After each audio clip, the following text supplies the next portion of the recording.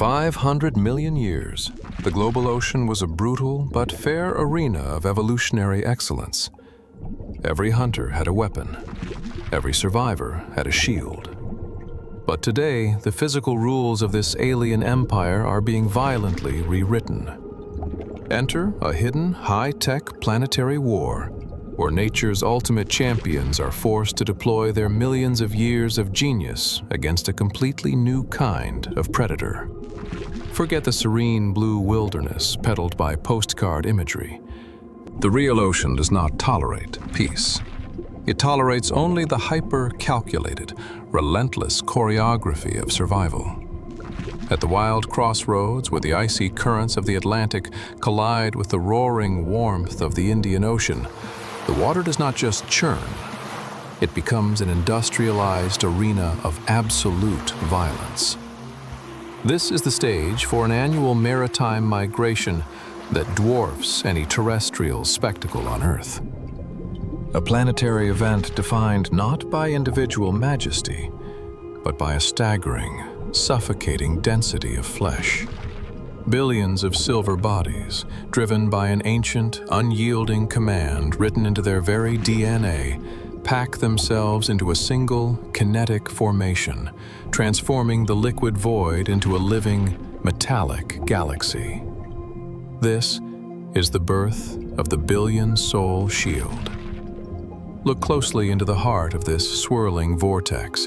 The individual Pacific sardine is an evolutionary non-entity, fragile, soft-scaled, and entirely stripped of offensive weaponry. It possesses no venomous spine, no crushing jaw, and no camouflage capable of hiding it in the open, trackless waters. Its only salvation lies in the complete and total erasure of individuality, by locking its movements to the thermal slipstream of its neighbor, spaced mere millimeters apart. The school constructs a massive rotating superorganism. When a predator approaches, the shield reacts, not as a collection of panicked fish, but as a singular, fluid mind. It bends, ripples, and flashes like a polished mirror, scattering the incoming sunlight into a blinding, chaotic strobe effect, designed to short-circuit the visual radar of anything that dares to hunt it. It is a defense mechanism built entirely on the mathematics of probability and overwhelming numbers.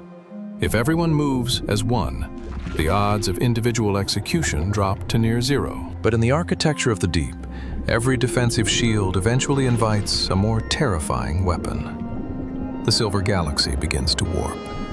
The rhythmic, hypnotic rotation of the billion-soul shield is suddenly shattered by a violent vibration rippling through the water column. The outer edges of the formation compress inward with frantic velocity. The sardines are no longer swimming to migrate. They are packing themselves together in a desperate, suffocating knot of sheer panic. The light from above is completely snuffed out as the ball grows so dense that oxygen levels within the core begin to plummet. The shield has failed its primary directive. It has stopped moving. It has become a stationary, pulsating monument of meat, trapped at the surface.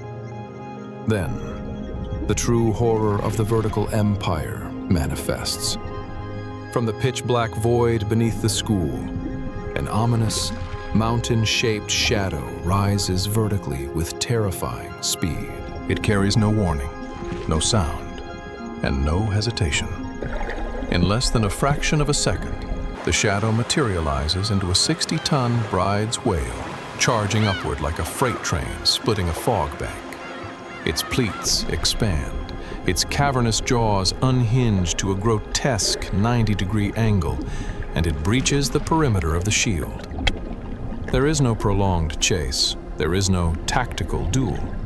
It is a single, 1-second kinetic strike of absolute devastation. The whale's mouth slams shut with the force of a hydraulic press, displacing thousands of gallons of water and instantly swallowing 10,000 lives in a single, merciless gulp. As the Titan breaks the surface in a massive explosion of white foam and blood-soaked spray, the shattered remnants of the silver galaxy scatter into the dark, leaving behind a chilling testament to the brutal reality of the open ocean. In this arena, Even the most perfect defensive empire can be vaporized in the blink of an eye. To fully comprehend the sheer scale of the slaughter that unfolds within the Silver Galaxy, one must look beyond the immediate panic of the prey and examine the colossal, unyielding mechanical engine that drives them into this line of fire. The theater of war for the Sardine Run is not a random patch of open sea, but a highly specific, geographically hostile corridor known to oceanographers as the Agulhas Current System. This is a vast, fast-moving aquatic superhighway that sweeps down the wild eastern coast of South Africa, acting as one of the most powerful oceanic forces on the entire planet. But during the winter months, this current transforms from a simple conveyor belt of water into a cold, gray highway of death. It becomes an evolutionary bottleneck that systematically strips the migrating billions of their ability to escape, transforming a natural migration route into a perfectly constructed geographic trap. The physics of this environmental snare are both brilliant and brutal, operating like a giant vice clawing at the coast. The primary driver of the migration is a massive upwelling of icy, nutrient-rich water flowing northward from the subantarctic regions. This cold corridor is the lifeblood of the sardines. It triggers their breeding cycles and carries the rich blooms of plankton they desperately need to feed upon. However, this cold highway is incredibly narrow, hugging the shallow continental shelf immediately adjacent to the rugged South African shoreline. Bordering this freezing lane on the outside is the main body of the Agulhas Current itself, a deep, roaring torrent of warm, tropical water pushing down from the north at speeds exceeding 5 miles per hour. For the sardines, this warm water is an invisible, impassable concrete wall. Their highly sensitive biological systems cannot tolerate the elevated temperatures, meaning they cannot swim eastward out into the open sea to escape. This thermal barrier creates a devastating compression effect. The cold, nutrient-rich highway is pinched tighter and tighter against the jagged, rocky coastline by the sheer mass of the warm offshore current. The result is an inescapable razor-thin corridor of survival that is sometimes less than a mile wide and a few dozen feet deep. Billions of sardines are forced into this narrow gauntlet, crammed together by the millions in a suffocating density. They are physically trapped between two absolute frontiers. To their right lies the shallow breaking surf and the hard rocks of the African continent. To their left lies the lethal thermal barrier of the tropical current, and beneath them lies a steep underwater drop-off into the pitch-black abyss. They have no room to scatter, no depth to dive, and no choice but to march forward along this predictable steel-gray highway. This structural restriction completely alters the balance of power between hunter and hunted. In the vast expanses of the wider ocean, a school of fish can use three-dimensional space to vanish, dropping deep below the photic zone, or scattering across thousands of square miles to dilute the presence of predators. But within the narrow confines of the Agulhas choke point, the sardines are stripped of their geographical anonymity. The highway acts as a natural funnel, concentrating an entire regional population of prey into a predictable, highly visible line of meat. Every apex predator in the southern hemisphere is hardwired to recognize the seasonal opening of this corridor. They do not have to search the trackless vastness of the sea for food. They simply take up their positions along the edges of the gray highway and wait for the conveyor belt of silver flesh to deliver the feast directly to them. As the billions of sardines press northward through this geographic vice, the water itself changes character.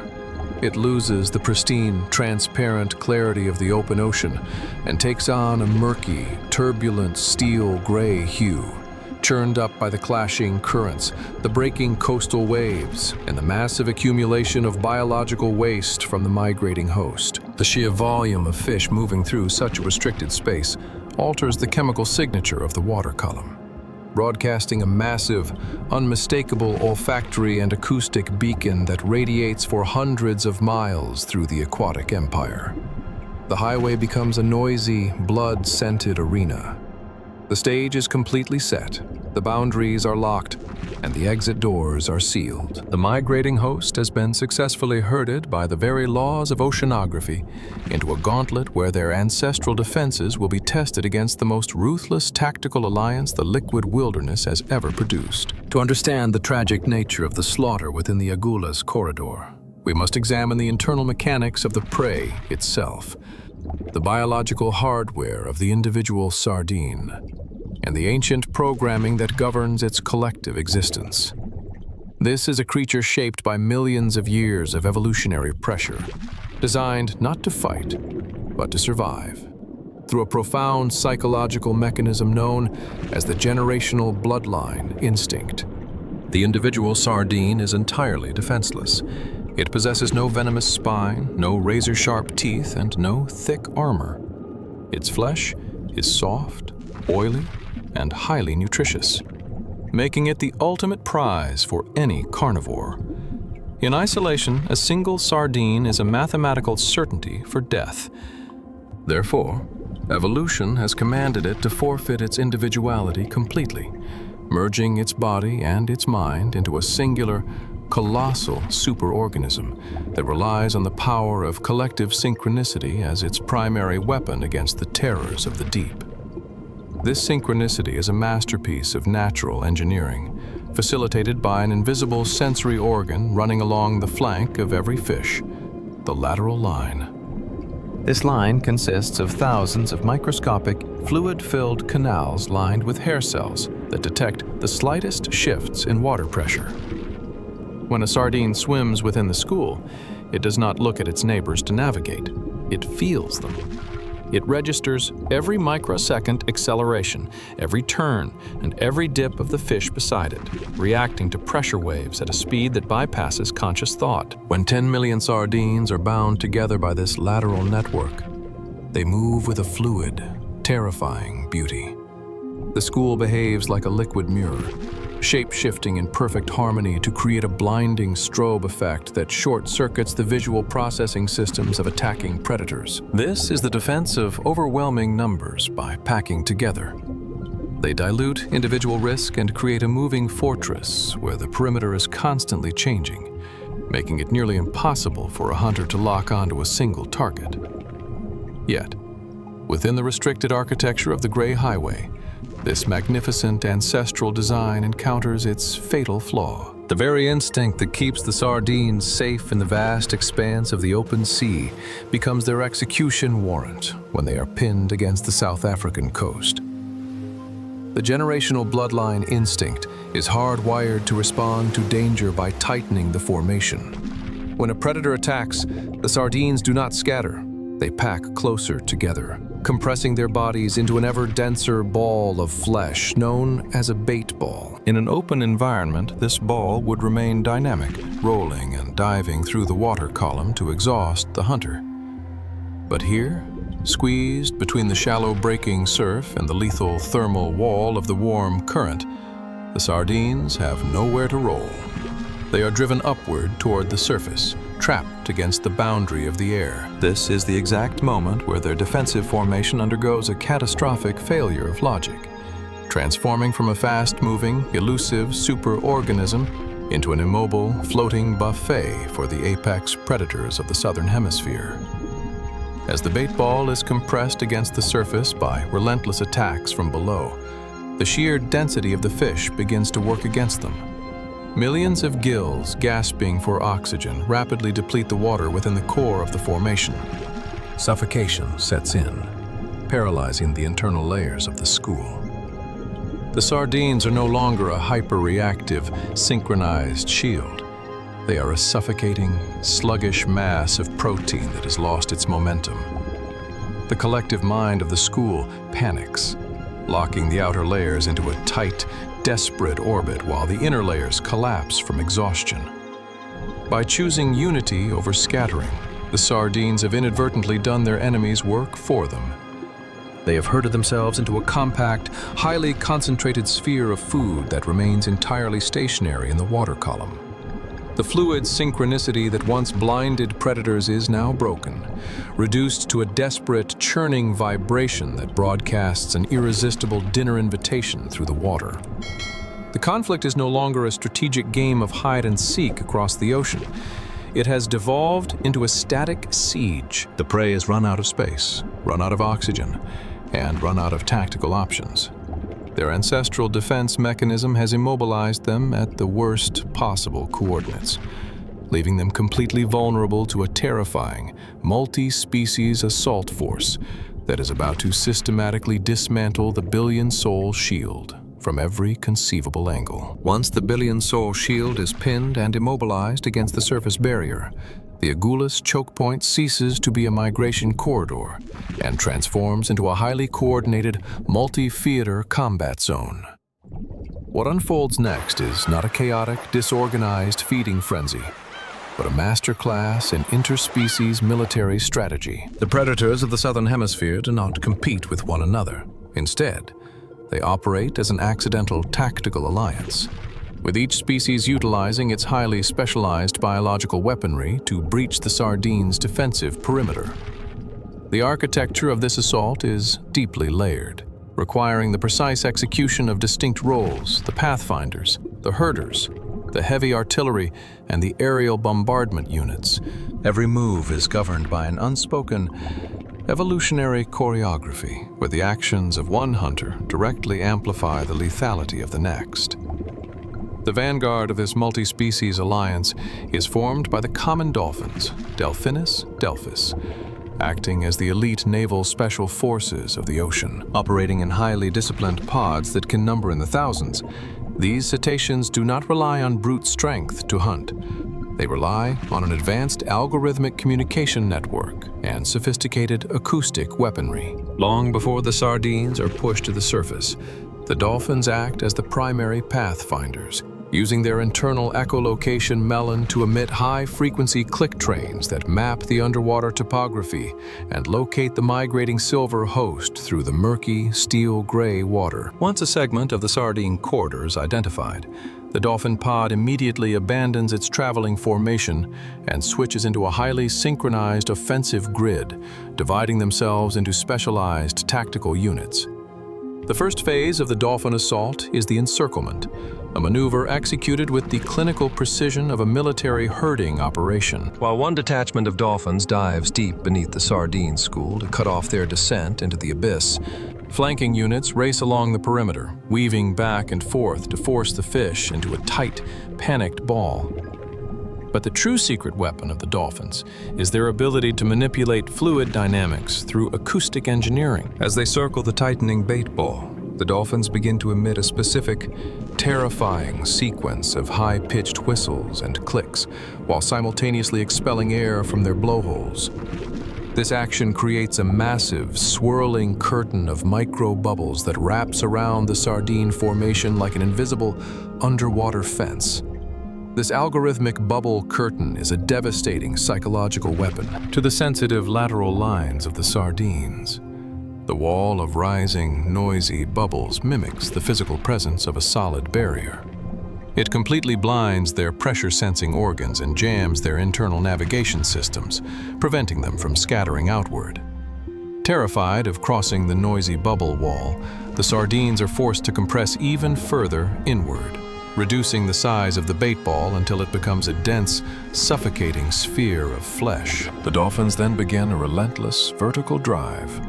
By swimming upward in a tightening spiral beneath the formation, they systematically push the immobilized bait ball out of the deep water and trap it against the mirror-like boundary of the surface, establishing the perfect killing zone for the rest of the alliance.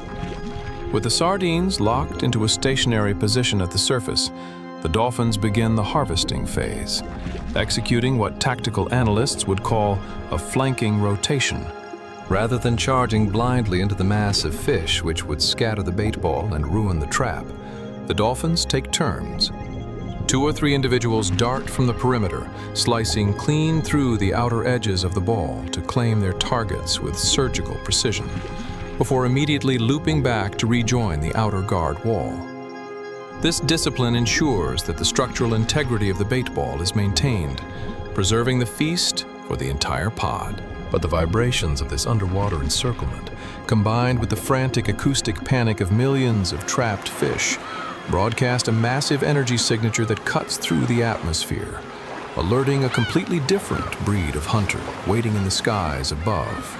The moment the dolphins lock the bait ball against the surface mirror, the boundary between the ocean and the sky dissolves, opening a secondary theater of war. This is the cue for the aerial bombardment units to join the fray, led by the Cape Gannet's Morus capensis. These birds are not mere scavengers waiting for scraps. They are highly specialized, aerodynamic shock troops engineered for high-velocity, precision strikes. From miles around the Agulhas corridor, thousands of gannets track the hunting pods of dolphins from the air, reading the surface ripples and the dark, underwater clouds of fish like a topographic map. When the bait ball is finally pinned, the sky above the silver vortex darkens as thousands of birds begin to circle, synchronized by the escalating chaos below, preparing to unleash a terrifying, vertical barrage. The physics of a gannet's dive are a marvel of biological engineering, designed to survive forces that would easily disintegrate a lesser animal. Spotting their targets from a cruising altitude of up to 30 meters, the birds stall midair, lock their eyes onto a specific coordinate within the shifting silver mass, and tip forward into a vertical plunge. As gravity takes over, they accelerate at a frightening rate, reaching terminal velocities of over 100 kilometers per hour before impact. Just milliseconds before breaking the water's surface, the gannet executes a radical transformation.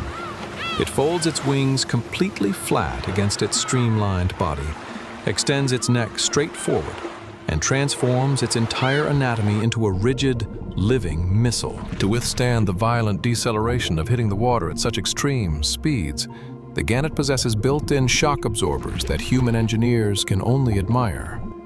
Its skull is reinforced with dense, spongy bone structures that act as a helmet, protecting its brain from the immense concussive impact. Furthermore, a complex network of subcutaneous air sacs woven beneath the skin of its face and chest inflates just before impact, acting as a pneumatic cushion that absorbs the kinetic energy of the water's surface.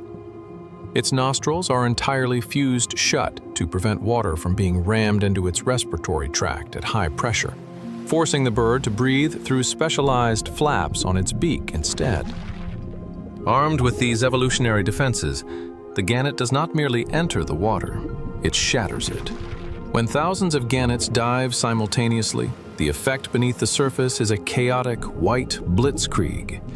They pierce the water like hundreds of acoustic javelins, generating a violent, thunderous roar that adds to the psychological terror of the sardines. The sheer kinetic momentum of their dive carries them up to 10 meters deep into the water column, cutting clean through the defensive grid of the bait ball.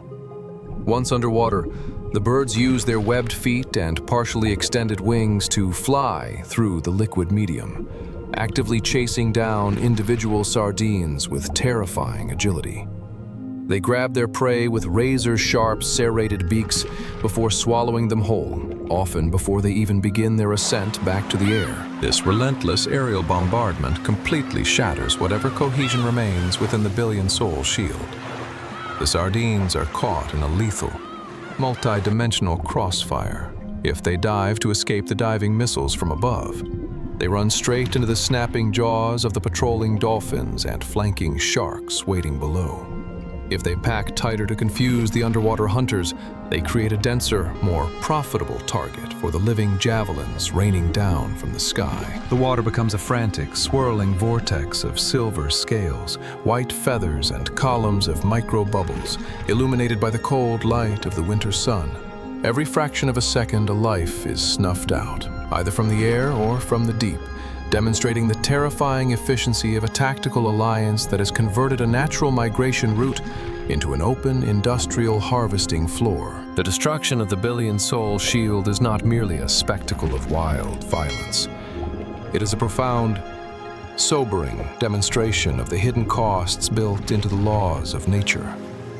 For the sardines, conformity was supposed to be their ultimate salvation. Their entire evolutionary architecture was designed around the mathematical promise that safety exists within the crowd. By forfeiting their individuality, locking themselves into a singular, synchronized orbit, and blending into a monolithic silver wall, they attempted to dilute their personal risk to zero.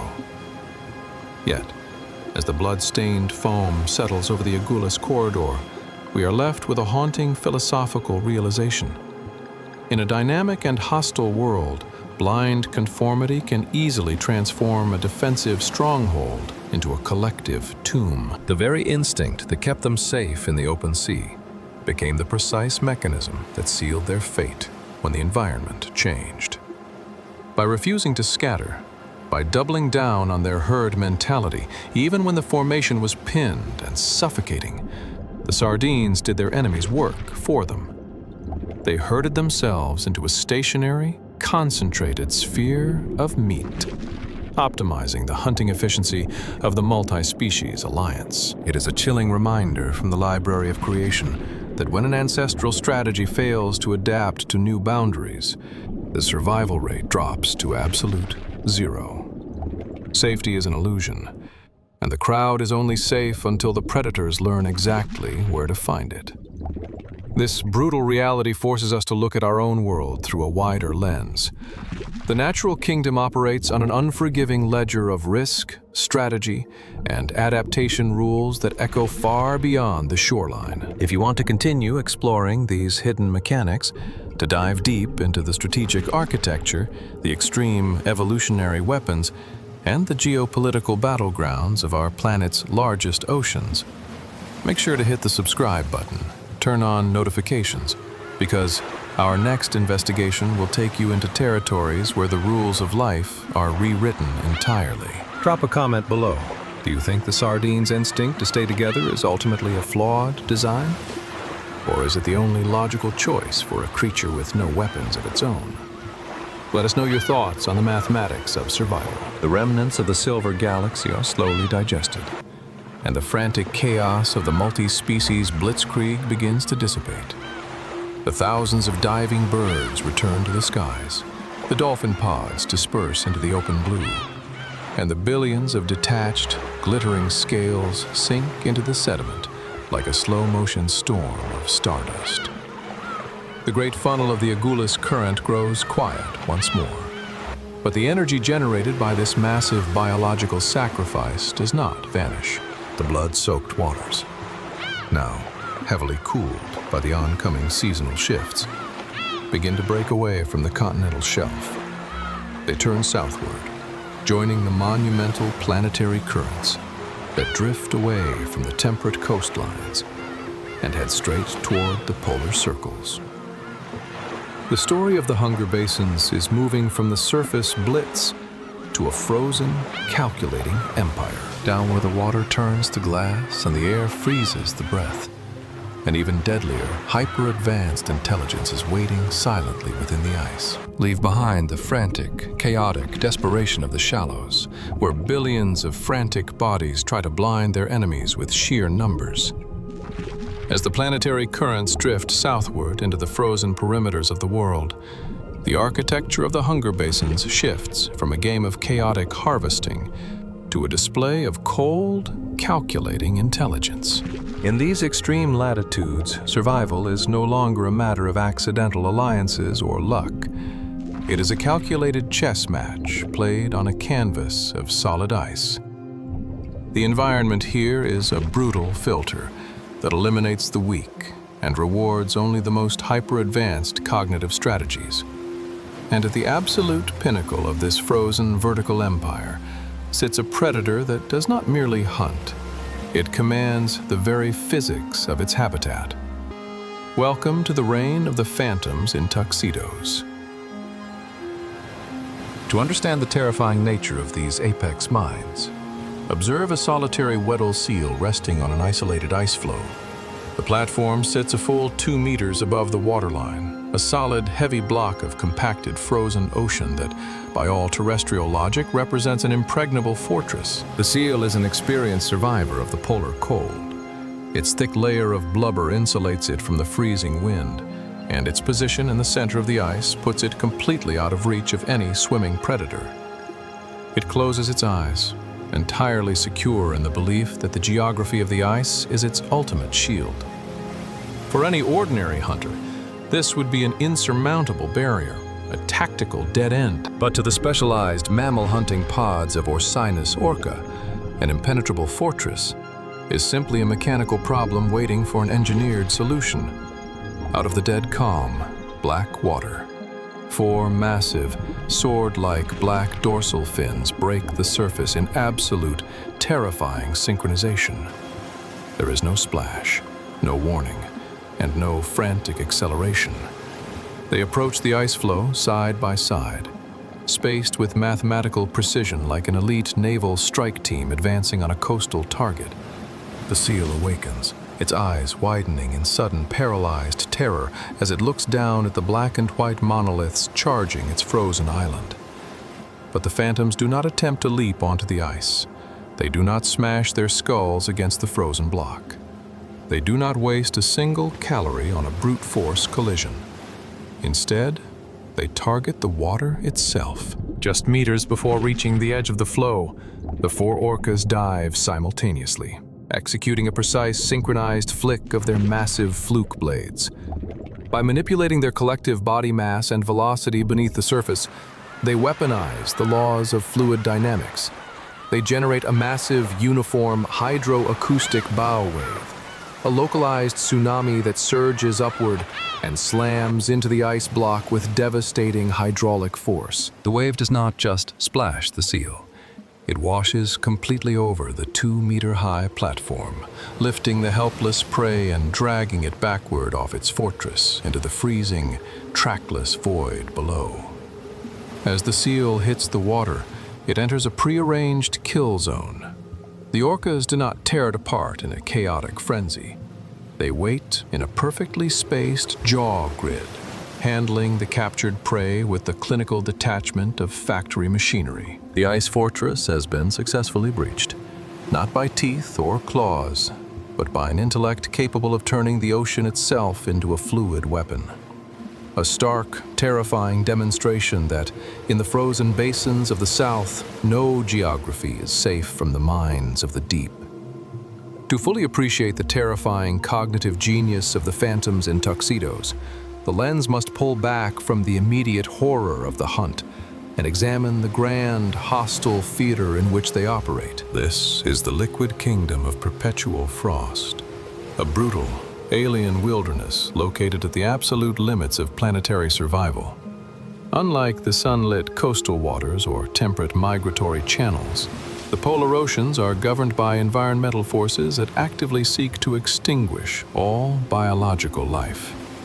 Here, the water temperature hovers consistently at a near freezing -1.8 degrees Celsius, a threshold so low that it would induce catastrophic hypothermia and cardiac arrest in a human being within minutes. The air above is no more forgiving, raked by sub-zero gales that freeze salt spray in midair, creating a world where every physical boundary is locked in an eternal struggle between liquid and solid states. The dominant geographic feature of this kingdom is not open water, but a crushing, ever-shifting labyrinth of pack ice.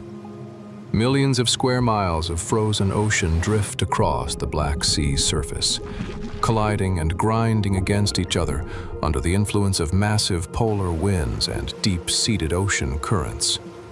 This is a dynamic, unpredictable architecture where paths open and slam shut with absolute indifference. Giant tabular icebergs, cleaved from ancient ice shelves and weighing hundreds of millions of tons, plow through the landscape like frozen mountains, carving deep trenches into the seabed and altering local topography in a matter of hours. For any creature navigating this underworld, the ice is a constant, shifting maze. A labyrinth where a wrong turn into a closing lead means being crushed to death between walls of solid, slow-moving ice. For air-breathing mammals, this frozen wilderness presents an evolutionary crisis of the highest order. Every warm-blooded resident of the polar circles, whether it is a whale, a seal, or a penguin, is bound by an unyielding physical law they must eventually breach the surface to breathe. Yet, the moving ice sheets are constantly sealing the sky. The very act of taking a breath becomes a high-stakes gamble, requiring animals to locate tiny, temporary openings in the ice known as polinyas, or leads. If a storm seals these breathing holes, or if the pack ice compresses too tightly, the animals beneath are trapped in a claustrophobic underworld, doomed to drown in the dark. The environment acts as an unyielding trap, forcing life to congregate around predictable geographic choke points, where the boundary between water and air remains accessible. Compounding this environmental hostility is a complete and total lack of visual camouflage for any large animal swimming through the polar column. In warmer, murkier waters, sediment and plankton blooms create a protective haze that can shield creatures from view. But the waters of the liquid kingdom of perpetual frost are terrifyingly pristine. Filtered by the extreme cold and isolated from continental runoff, the polar ocean possesses an almost supernatural glass-like clarity. Sunlight, piercing the rare gaps in the ice, cuts through the black water like a searchlight, illuminating everything for hundreds of feet in every direction. Against the pure, blinding white under-ice canopy, the dark, insulated bodies of seals and penguins stand out with absolute, undeniable contrast. There is no shadow to hide in, no murky current to fade into, and no geographical anonymity. This combination of extreme factors creates an ecosystem where the rules of engagement are entirely absolute. The environment strips every creature of its defenses. Geography is volatile. Temperature is an active killer. And the pristine visibility turns the entire water column into a vast, inescapable panopticon. For a prey item like the Weddell seal or the crab-eater seal, survival cannot be achieved through stealth or concealment. They are forced to rely entirely on isolated platforms of ice to rest, treating these freezing islands as their only sanctuary from the deep. But in doing so, they inadvertently concentrate themselves in predictable, highly visible outposts across a flat, monochromatic chessboard. They are pinned against the sky, entirely exposed to the gaze of an apex intelligence that has mapped every detail of this hostile geometry and learned to exploit its environmental limitations with terrifying efficiency. To survive within the unyielding perimeter of the liquid kingdom of perpetual frost, a predator must be built to defy the very laws of the environment. This is where we encounter the ultimate evolutionary paradox of the polar seas, the clash between ultimate brain and extreme geography. At the center of this conflict is the mammal-hunting orca, a creature of monumental proportions, weighing up to 6 tons and stretching nearly 30 feet in length. It is a biological powerhouse, driven by a massive, warm-blooded metabolism that must maintain a constant internal core temperature of 37 degrees Celsius while swimming through an ocean that sits at the freezing point. This metabolic engine is incredibly demanding, requiring an immense, relentless daily caloric intake just to prevent the crushing cold from draining its life force. To an orca, starvation is not a distant threat. It is a rapid, hypothermic reality. To satisfy this insatiable metabolic furnace, the orca cannot rely on small fish or sparse plankton. It must harvest the fat-rich, calorie-dense blubber of other marine mammals, specifically seals and large whales. But here lies the core of the geographic paradox.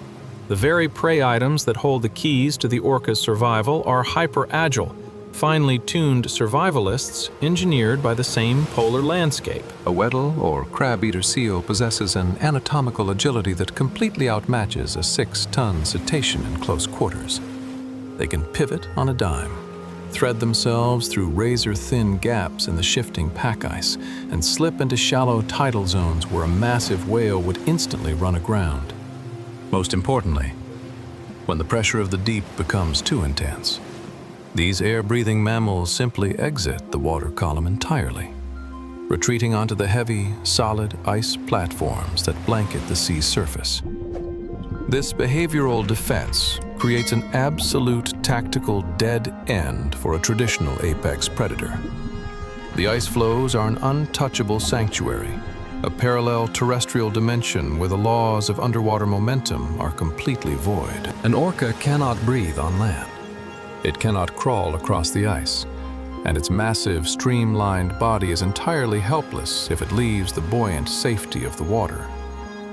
If a seal reaches the center of an ice sheet, it is effectively separated from the orca by an impassable wall of solid matter.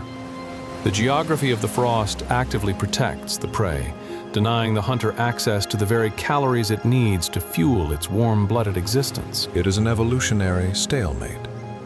A predator with unmatched oceanic power, facing a prey item that can simply step out of the arena whenever it chooses. This is where brute force fails, and the ultimate brain must take command. To bridge this geographic divide, the orca cannot rely on its physical weaponry. Its massive jaws or crushing weight are useless against a target sitting 2 meters above the waterline. The conflict forces a radical cognitive shift. The orca must stop viewing the ocean as a simple hunting ground and begin analyzing it as a matrix of physical properties that can be manipulated.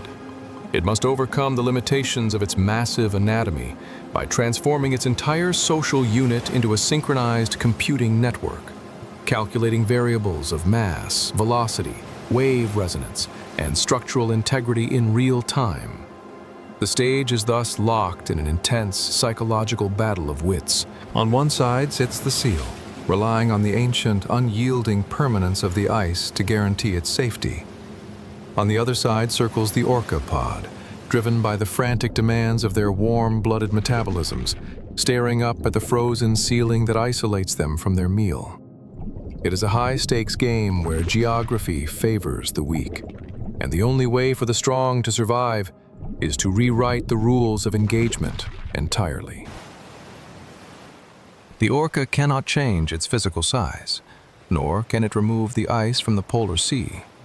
Therefore, it must find a way to weaponize the liquid medium itself, turning the very water it swims in into an engineering tool capable of shattering the seal's untouchable sanctuary. To peer into the internal world of the mammal-hunting orcapods, known scientifically as transient or Biggs orcas, is to realize that their ultimate weapon is not an anatomical feature, but a cultural one. These are not creatures driven solely by raw, unthinking instinct.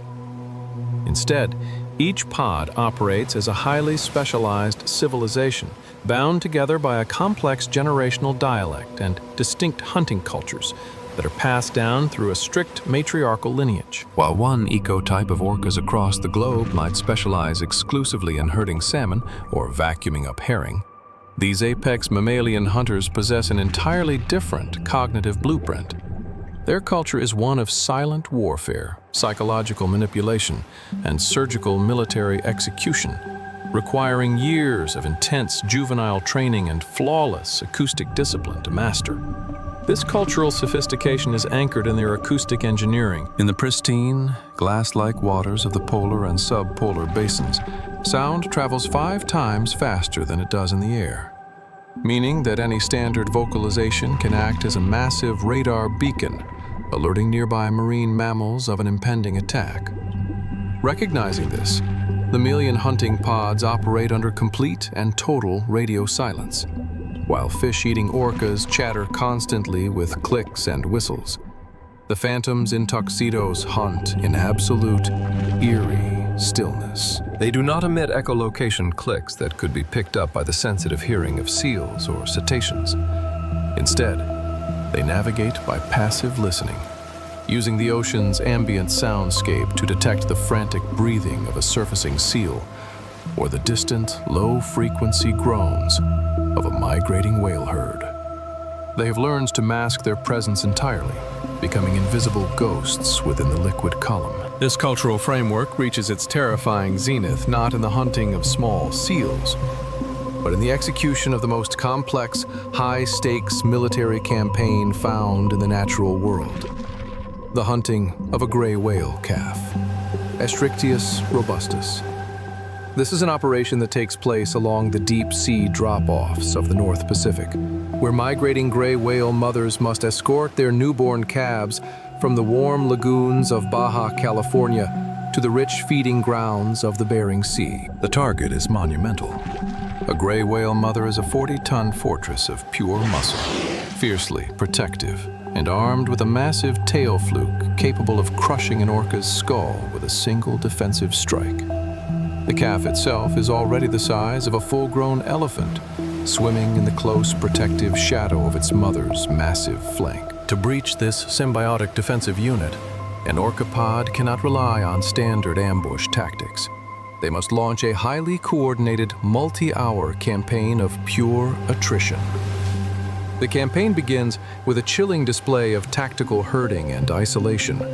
When an orcapod, usually led by an experienced matriarch who has memorized the migration corridors for decades, intercepts the whale pair, they do not rush in with jaws open. Instead, they divide their forces into specialized naval squads, operating with the clinical precision of a blockade fleet.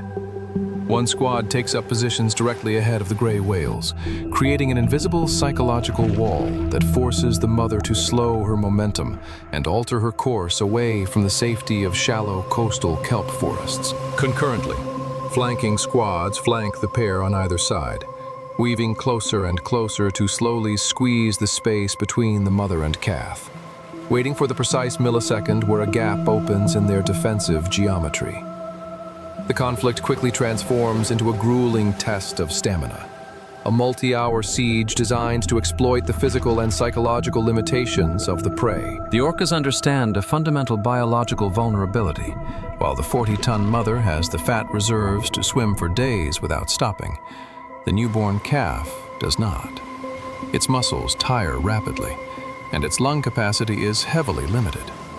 The orcas systematically build their entire strategy around this single weakness, initiating a relentless exhaustion campaign that can last anywhere from 3 to 6 hours without a single break in momentum. They are not trying to inflict immediate, bloody wounds. They are calculating the slow, systematic depletion of the calf's vital kinetic energy. As the grueling campaign enters its third hour, the tactical coordination of the orcapod shifts from herding to an active physical assault. The objective is now absolute isolation. The calf must be completely separated from the protective mass of its mother. This requires a terrifying display of split-second timing and physical sacrifice. While the gray whale mother grows increasingly frantic, thrashing her massive 40-ton fluke to create a defensive zone of turbulence, the orcapod divides into two distinct combat teams. The first team takes on the highly dangerous task of containment, ramming the mother's flanks at high speed and biting at her pectoral fins to distract her and draw her defensive strikes away from her offspring. Simultaneously, the second team strikes at the calf with mathematical precision. Using their combined body weight, 2 or 3 large male orcas wedge themselves directly into the narrow gap between the mother and child, acting as a living wedge. They push with relentless force, systematically sliding the calf away from its mother's flank and out into the deep, open water column. The gray whale mother screams in low-frequency acoustic panic, but the blockade is unbreakable. Once the calf is isolated, it is stripped of its primary shield, leaving it completely exposed to a dark, mechanical process known to marine biologists as tactical drowning.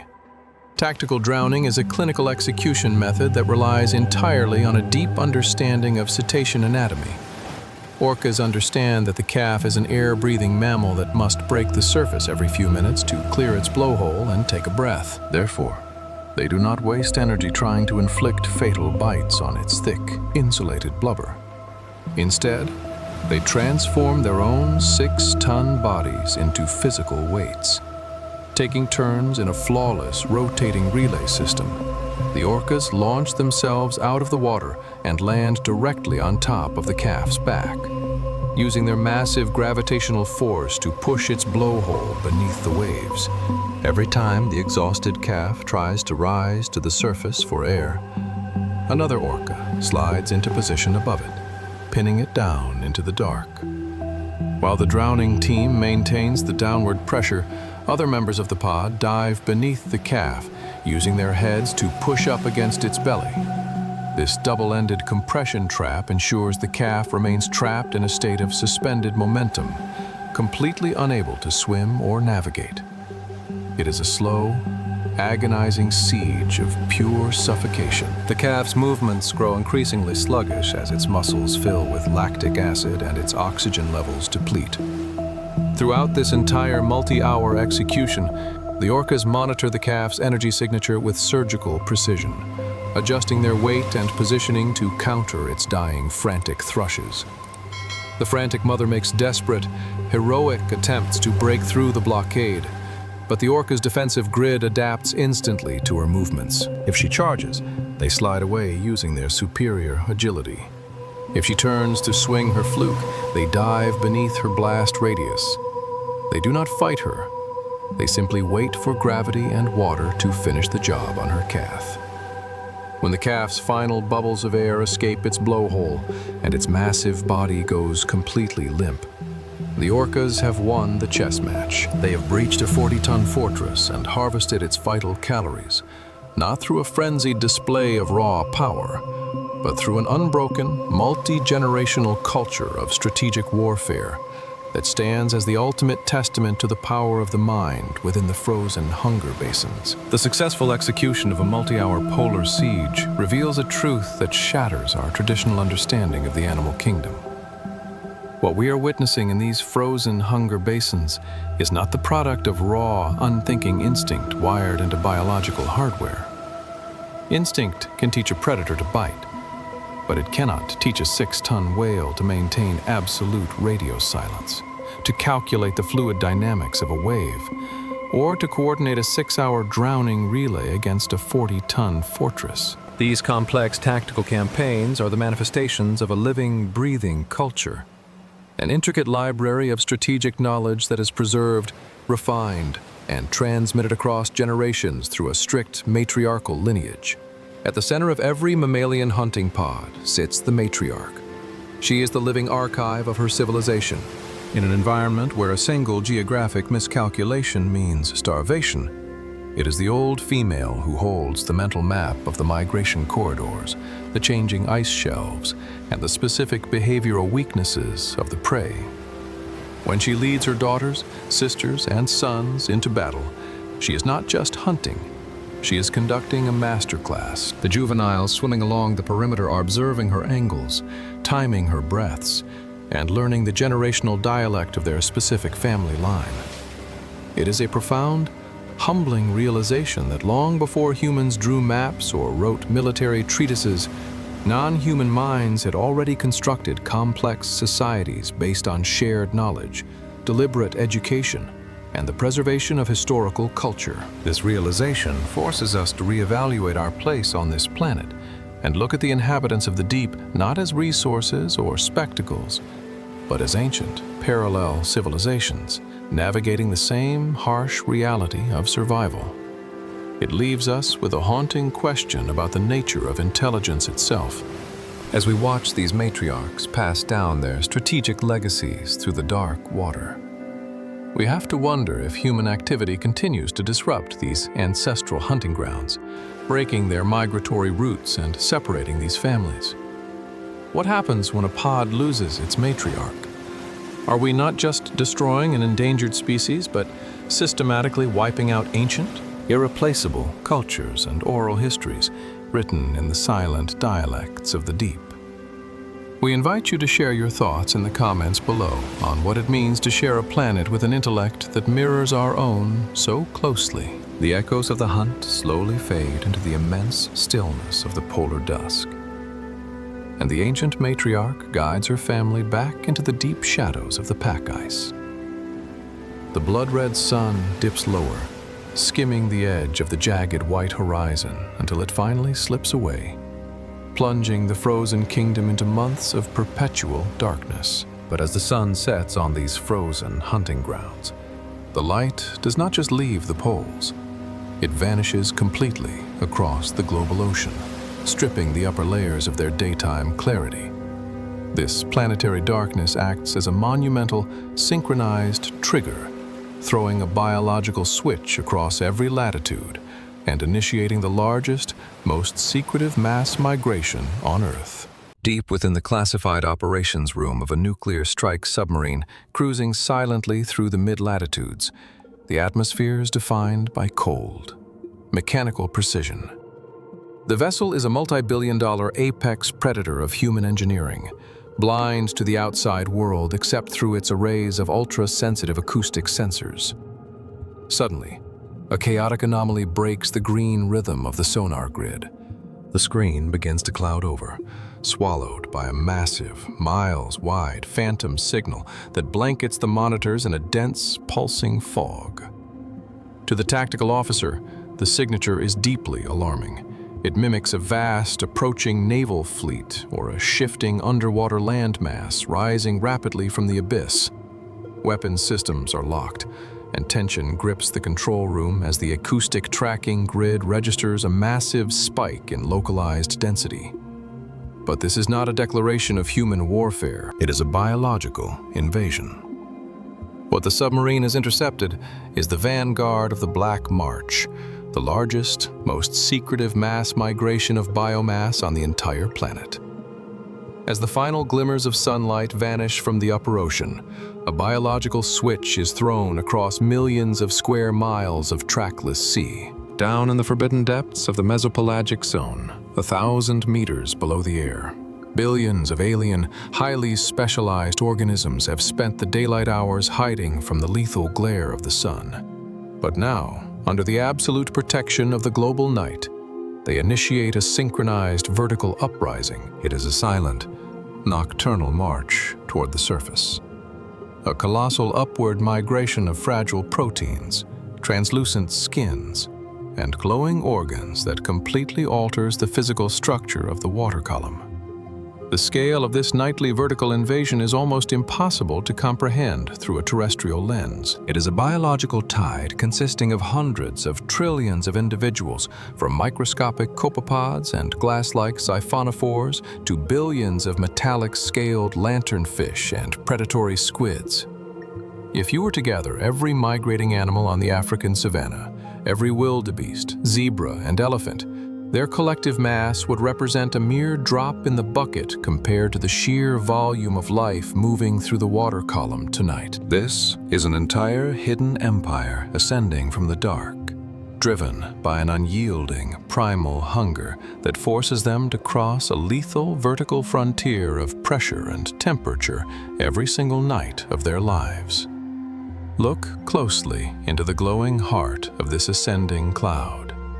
This is not a disorganized scramble. It is a highly evolved, calculated, tactical maneuver. To navigate this pitch-black vertical highway, the organisms weaponize cold light, igniting their bodies with a magnificent display of blue and green bioluminescence. They rise like a slow-motion storm of living stars, turning the ink-black void into a vibrant, glowing galaxy of chemical illumination. They are marching toward the surface to feast upon the rich fields of microscopic plants that only grow in the sunlit zone, risking everything to harvest the calories of the upper ocean. It is a beautifully synchronized, terrifying display of planetary energy. A midnight raid executed on an astronomical scale, proving that when the sun goes down, the true rulers of the aquatic empire emerge from the shadows to reclaim the light. To comprehend the brutal necessity behind the nightly uprising of the Black March, the cinematic lens must drop past the sunlit surface layers and plunge 1,000 meters straight down into the mesopelagic desert. This is the twilight zone of the global ocean, the exact geographic frontier where light surrenders to the eternal dark. As you descend into this vertical wilderness, the vibrant blues of the upper sea rapidly decay into a cold, suffocating indigo, before dissolving completely into an absolute ink-black void.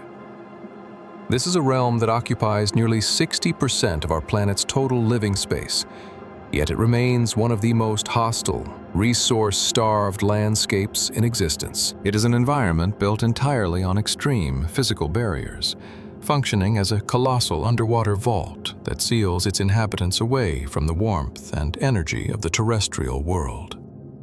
The physics of the mesopelagic desert are an exercise in sheer, unyielding oppression. At a depth of 1,000 meters, the weight of the entire ocean column presses down with a crushing force of over 100 atmospheres, equivalent to placing an industrial tank on every square inch of a living organism's body. The temperature here drops to a uniform, near-freezing 4 degrees Celsius, a perpetual winter that slows the heartbeat and numbs the nervous systems of any creature navigating the dark.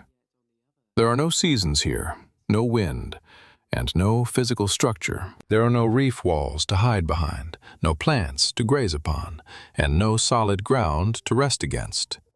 It is a vast, featureless infinity of cold, liquid water suspended in total stillness beneath the heavy, rolling weight of the surface world. Compounding this physical hostility is a condition of absolute, crushing resource scarcity.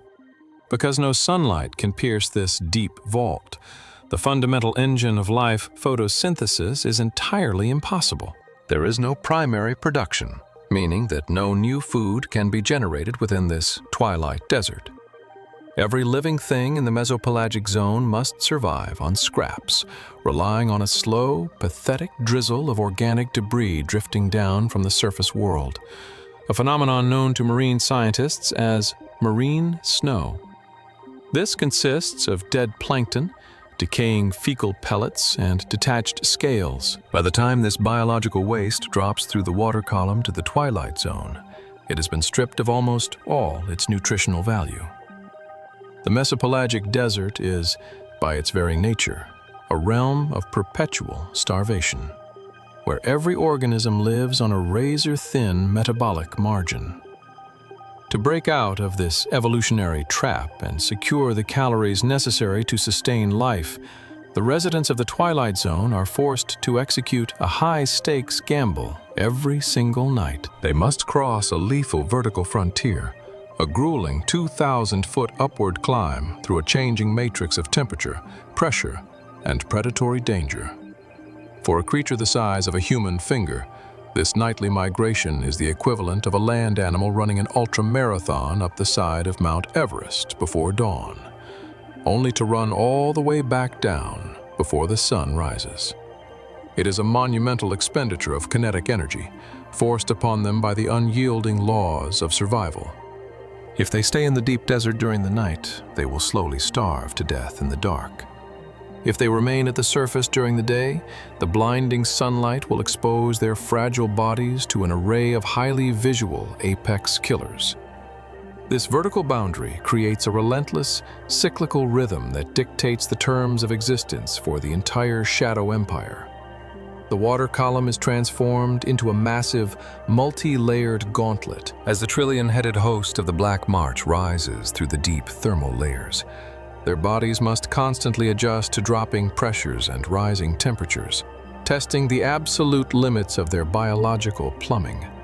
They are migrating from a secure but starving fortress into a rich but highly dangerous war zone. The geography of the Twilight Zone deprives them of any permanent sanctuary, forcing an entire civilization of alien organisms to live as eternal nomads, trapped in an endless vertical orbit between a desert of starvation and a surface world of absolute terror. To fully comprehend the stakes of this nightly vertical siege, we must look past the collective mass of the Black March and isolate its primary characters, the frontline infantry of the Shadow Empire.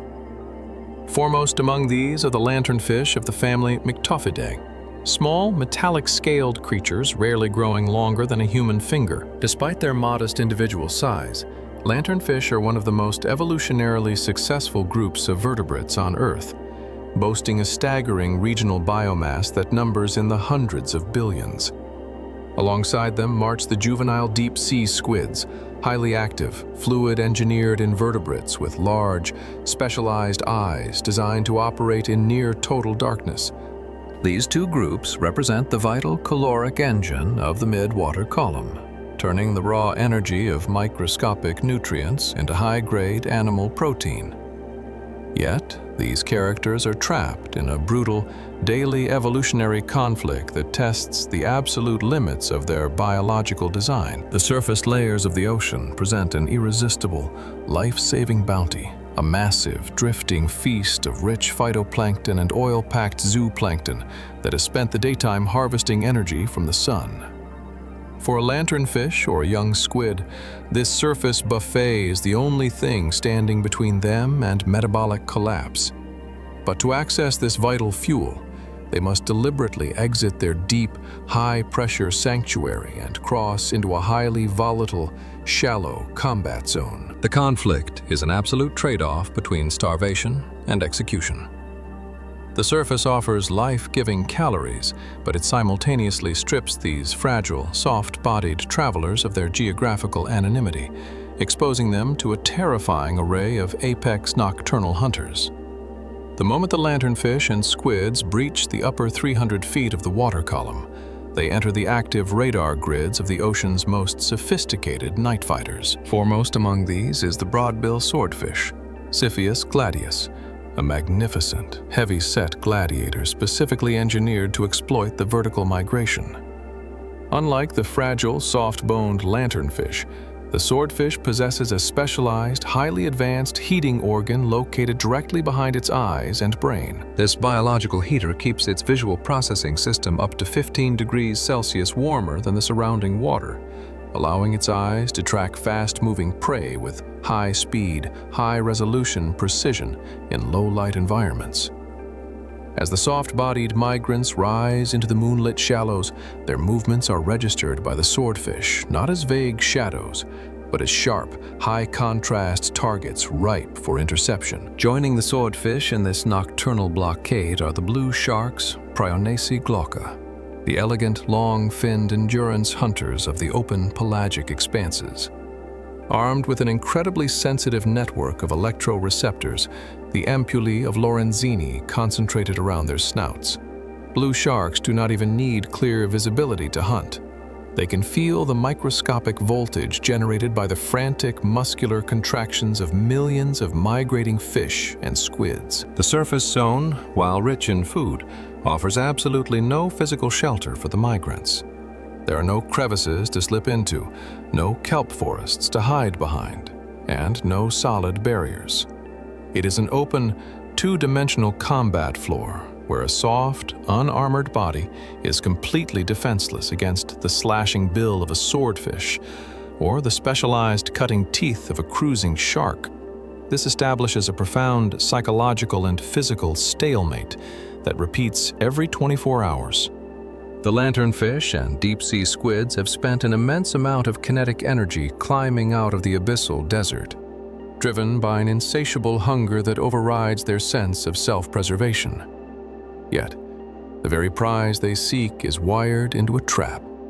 They must harvest as many calories as possible under the cover of the night, while simultaneously managing a frantic, chaotic evasion dance against hunters that possess vastly superior speed, size, and sensory weaponry. It is a high-stakes arena where the prey's soft, fragile architecture is tested against a line of ruthless executioners, proving that in the Shadow Empire, every single calorie gained at the surface must be bought with a terrifying gamble against a swift and violent death. To survive a head-on collision with the ocean's most sophisticated nocturnal predators, the frontline infantry of the Black March cannot rely on speed, armor, or traditional camouflage.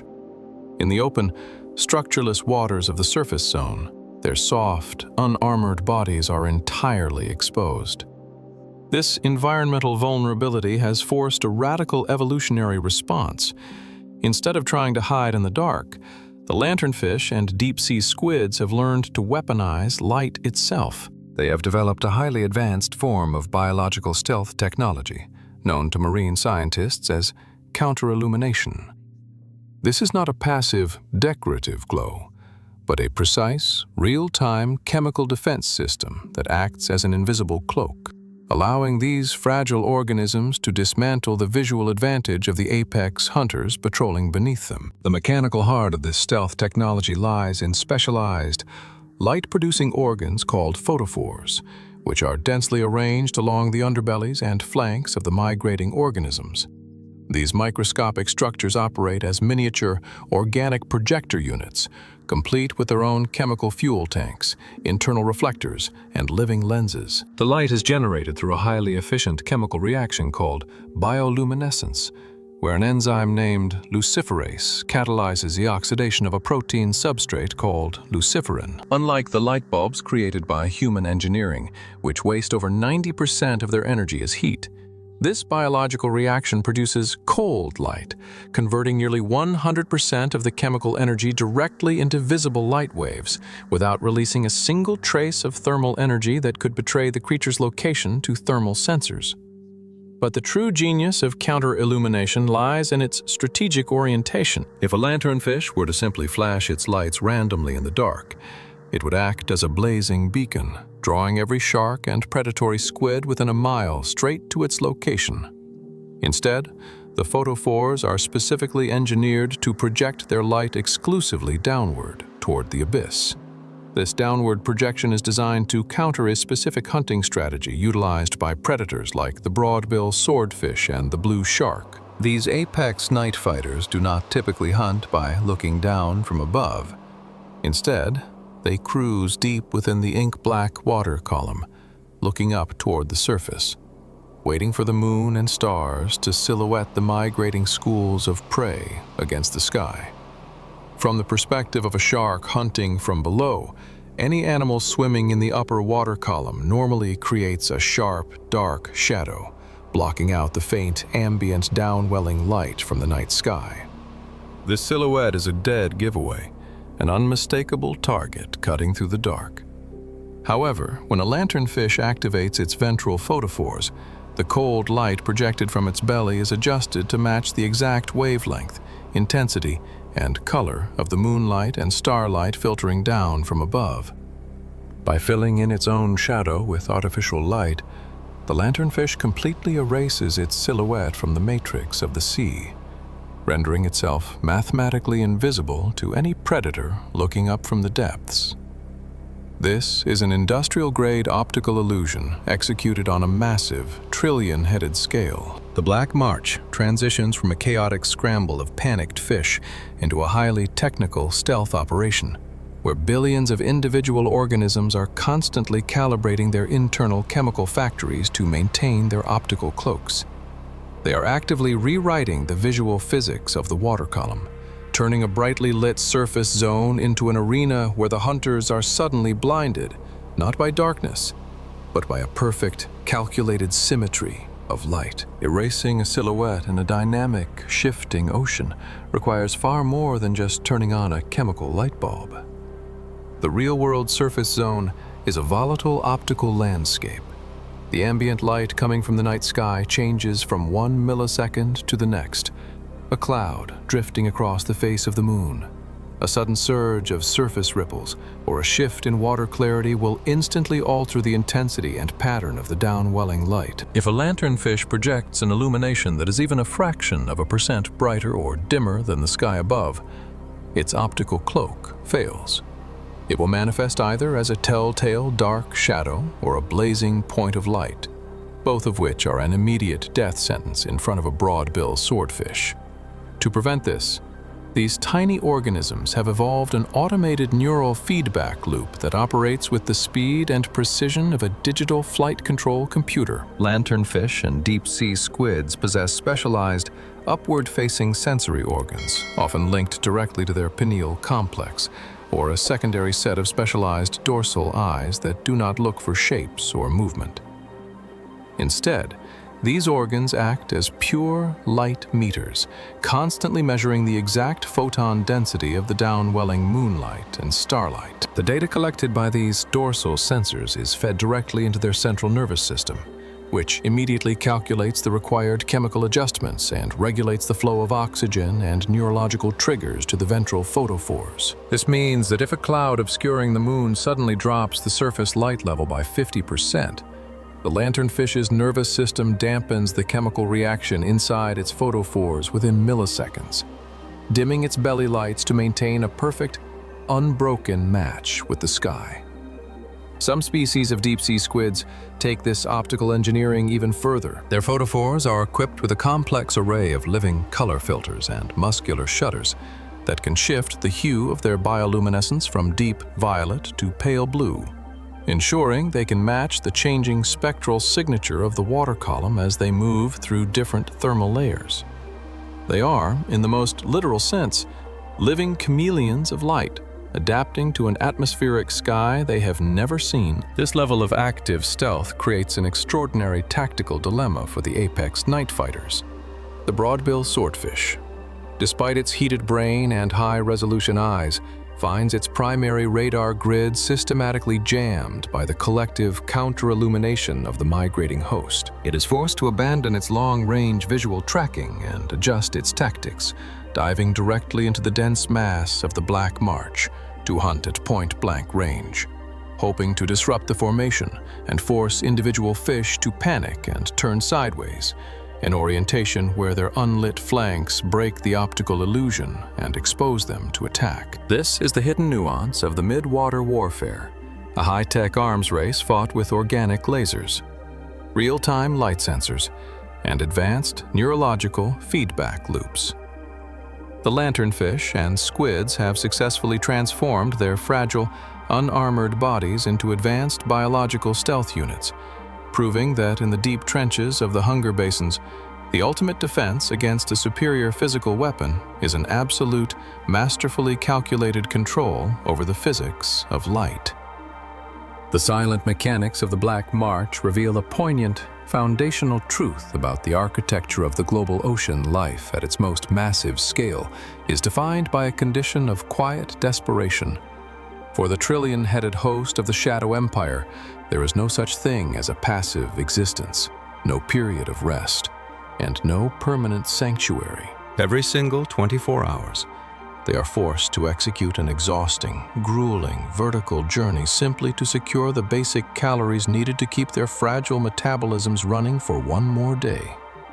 They are trapped in an eternal, unyielding orbit, condemned to a life spent entirely in motion, fleeing a burning star that would expose them to immediate destruction, only to climb into a shallow, moonlit war zone, where the ocean's most ruthless hunters await them with open jaws. This daily migration is the most extreme expression of what it means to earn a living in the dark. It is a biological tax paid in pure kinetic energy, pressure adjustments, and constant, high-stakes psychological terror. If their internal light sensors miscalculate by even a fraction of a percent, if their chemical factories fail to match a shifting cloud, their optical camouflage shatters and their individual journey ends in a violent flash of steel-plated jaws. Yet despite the staggering casualty rates along the vertical frontier, the Shadow Empire marches on, night after night, driven by a collective evolutionary willpower that completely dominates the oceanic column. It is a beautiful, terrifying testament to the lengths to which life will go to preserve itself, turning the crushing darkness of the abyss into a strategic fortress of survival. As we watch this massive vertical tapestry unfold, it forces us to confront our own relationship with the vast, alien systems that govern our planet. We often view the ocean as a static, two-dimensional surface, a blue backdrop for human commerce or recreation.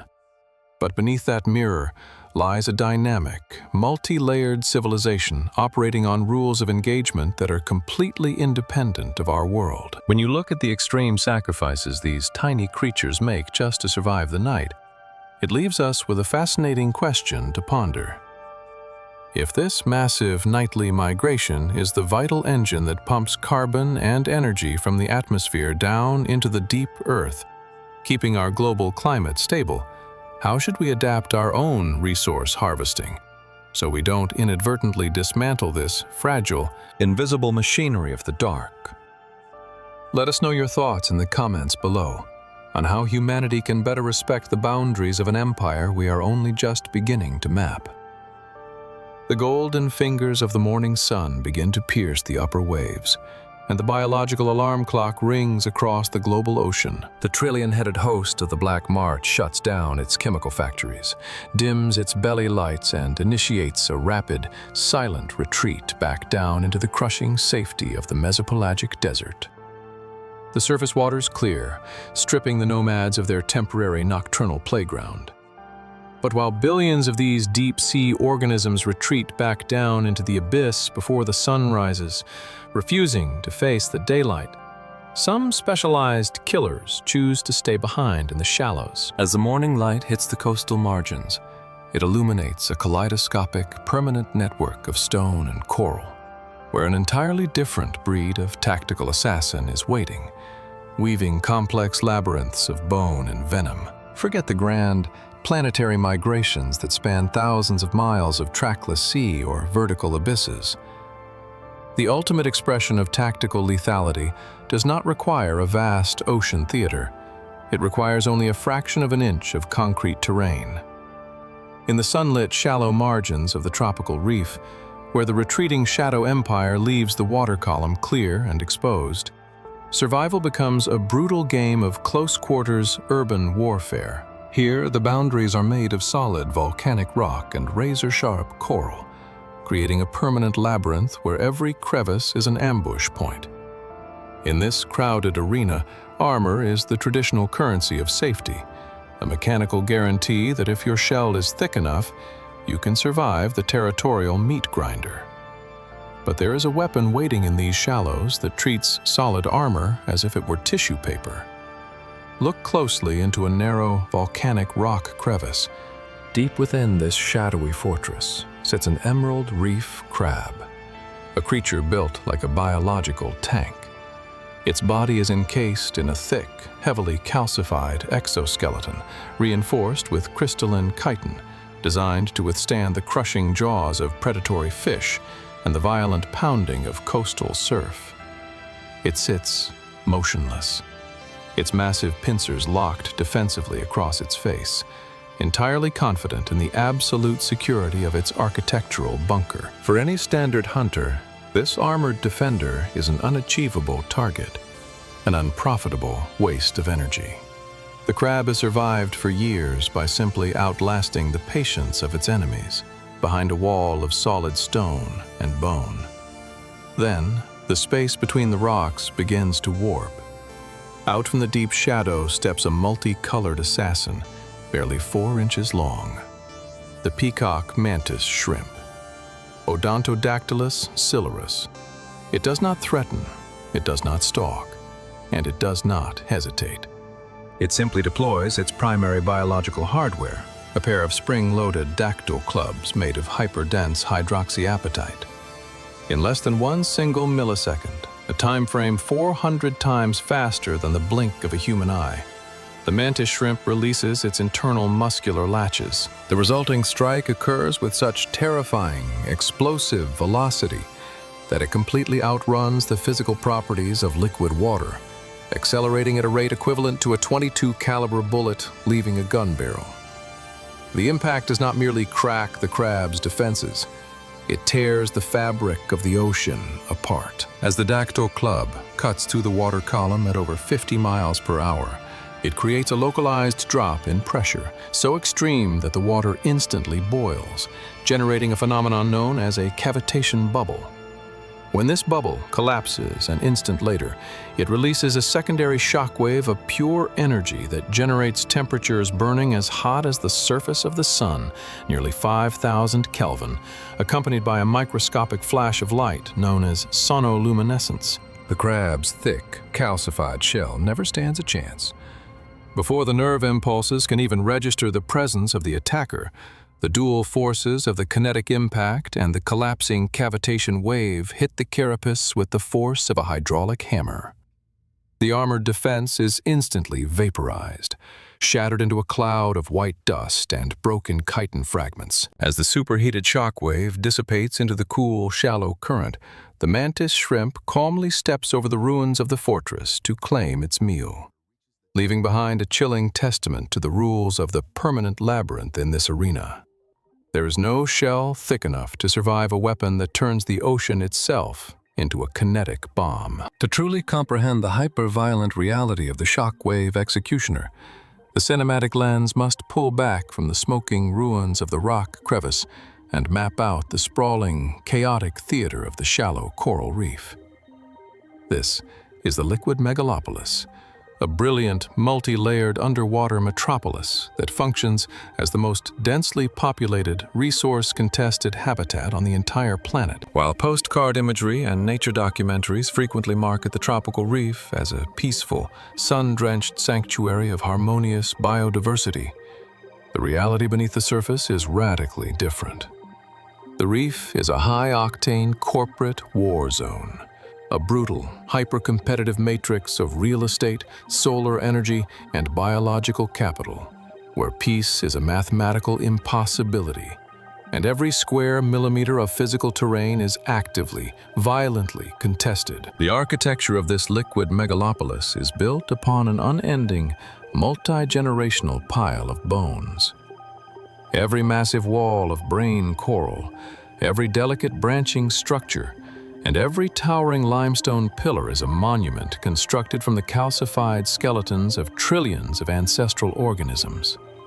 Over thousands of years, these structures have fused together to form a highly complex, three-dimensional urban landscape that stretches across the shallow margins of the tropical oceans. This terrain is defined by its extreme structural density, operating like a vertical skyscraper city where millions of distinct species from microscopic invertebrates to apex vertebrate hunters are packed together in a suffocating spatial compression.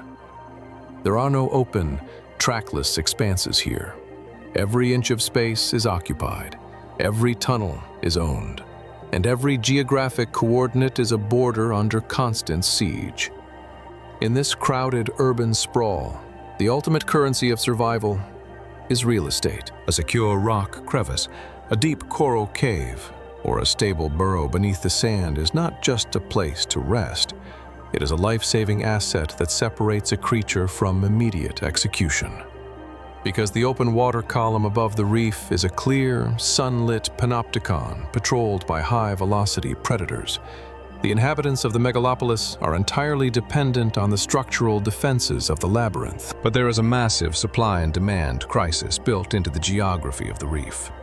There are hundreds of millions of active bodies, but only a finite number of protective bunkers.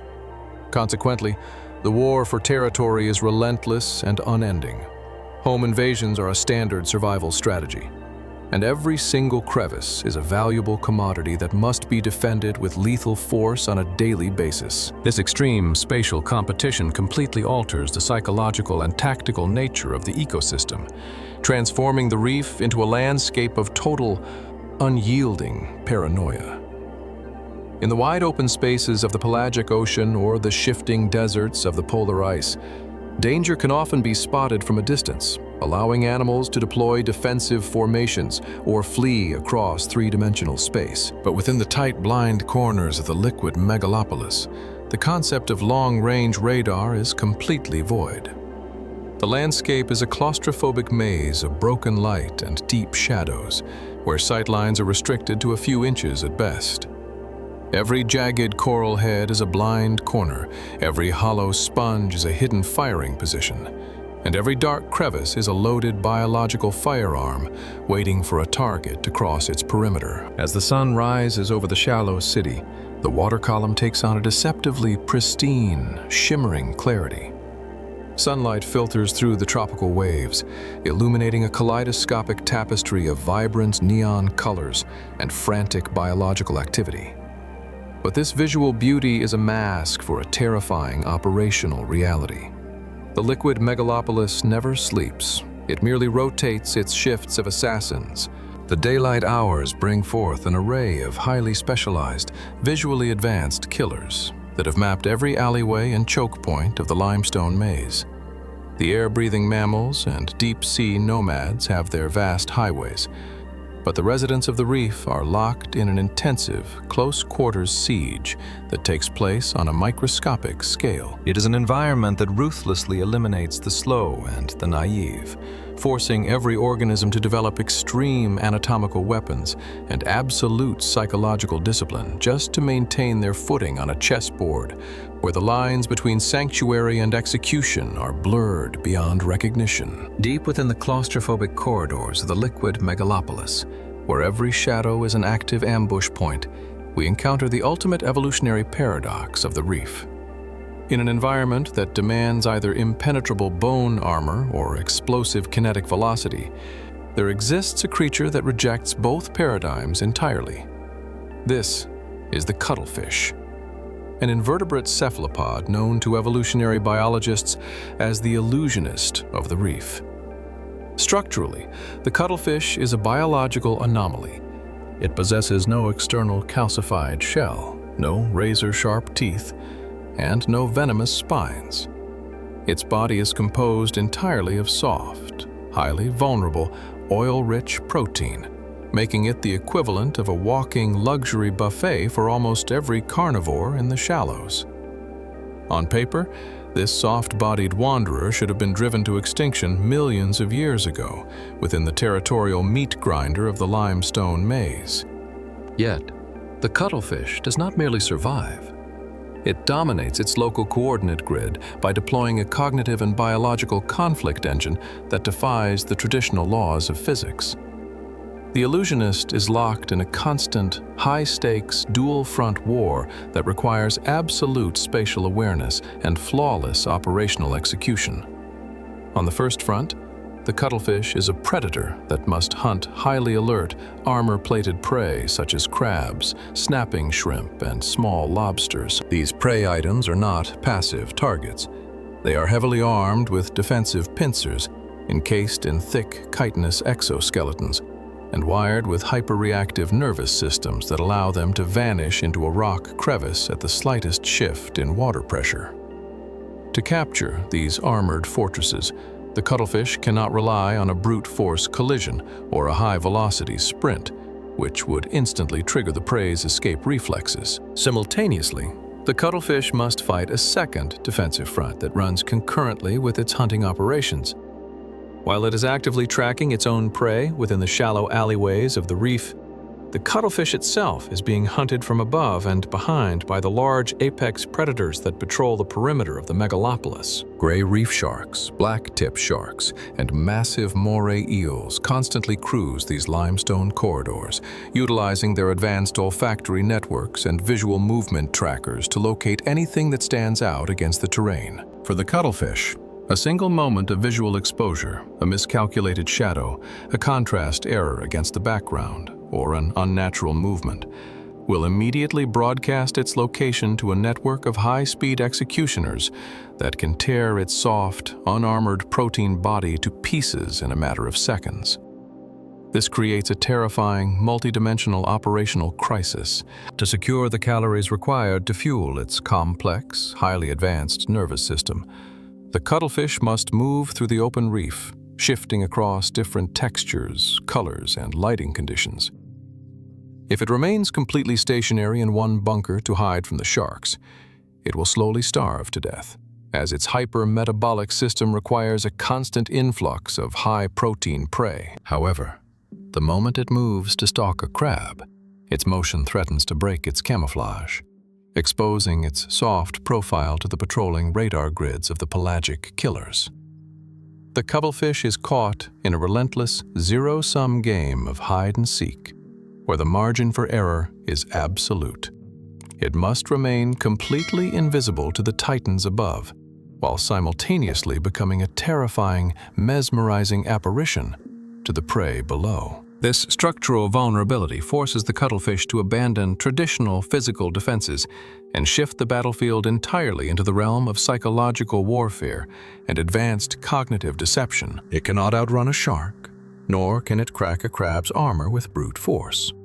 Therefore, it must find a way to manipulate the very light that bounces off its skin, turning its soft protein body into a fluid, living projector screen, capable of rewiring the visual processing systems of every creature in its orbit. The conflict is no longer a test of muscle or bone, but a masterclass in biological engineering and neurological illusion, proving that in the cramped, paranoid alleys of the shallow city, the ultimate survival asset is not a thick shield of calcified armor, but an absolute, flawless command over the matrix of visual reality. To execute a successful operation on a two-front battlefield without a single shred of defensive armor, the cuttlefish does not rely on passive camouflage. Instead, it deploys the most sophisticated, high-speed biological display system on the planet. A living, organic television screen that covers every square millimeter of its soft skin. This system is driven by an expansive network of millions of microscopic, pigment-filled organs known as chromatophores. Unlike the color-changing mechanisms found in terrestrial chameleons, which rely on slow, hormonal shifts that can take several minutes to manifest, the cuttlefish's cloaking device is wired directly into its central nervous system, operating at speeds that match the refresh rates of modern digital displays. Every individual chromatophore is a marvel of biological microengineering. It consists of a tiny elastic sac filled with concentrated chemical pigments, red, yellow, or black, surrounded by a radiating ring of up to 30 miniature muscle fibers. When the cuttlefish's brain sends an electrical impulse down the optic nerve tracts, these muscle fibers contract simultaneously, stretching the elastic sac outward into a wide, flat disc that flashes its specific color to the outside world. When the brain cuts the signal, the muscles instantly relax, and the elastic sac shrinks back into an invisible, microscopic dot.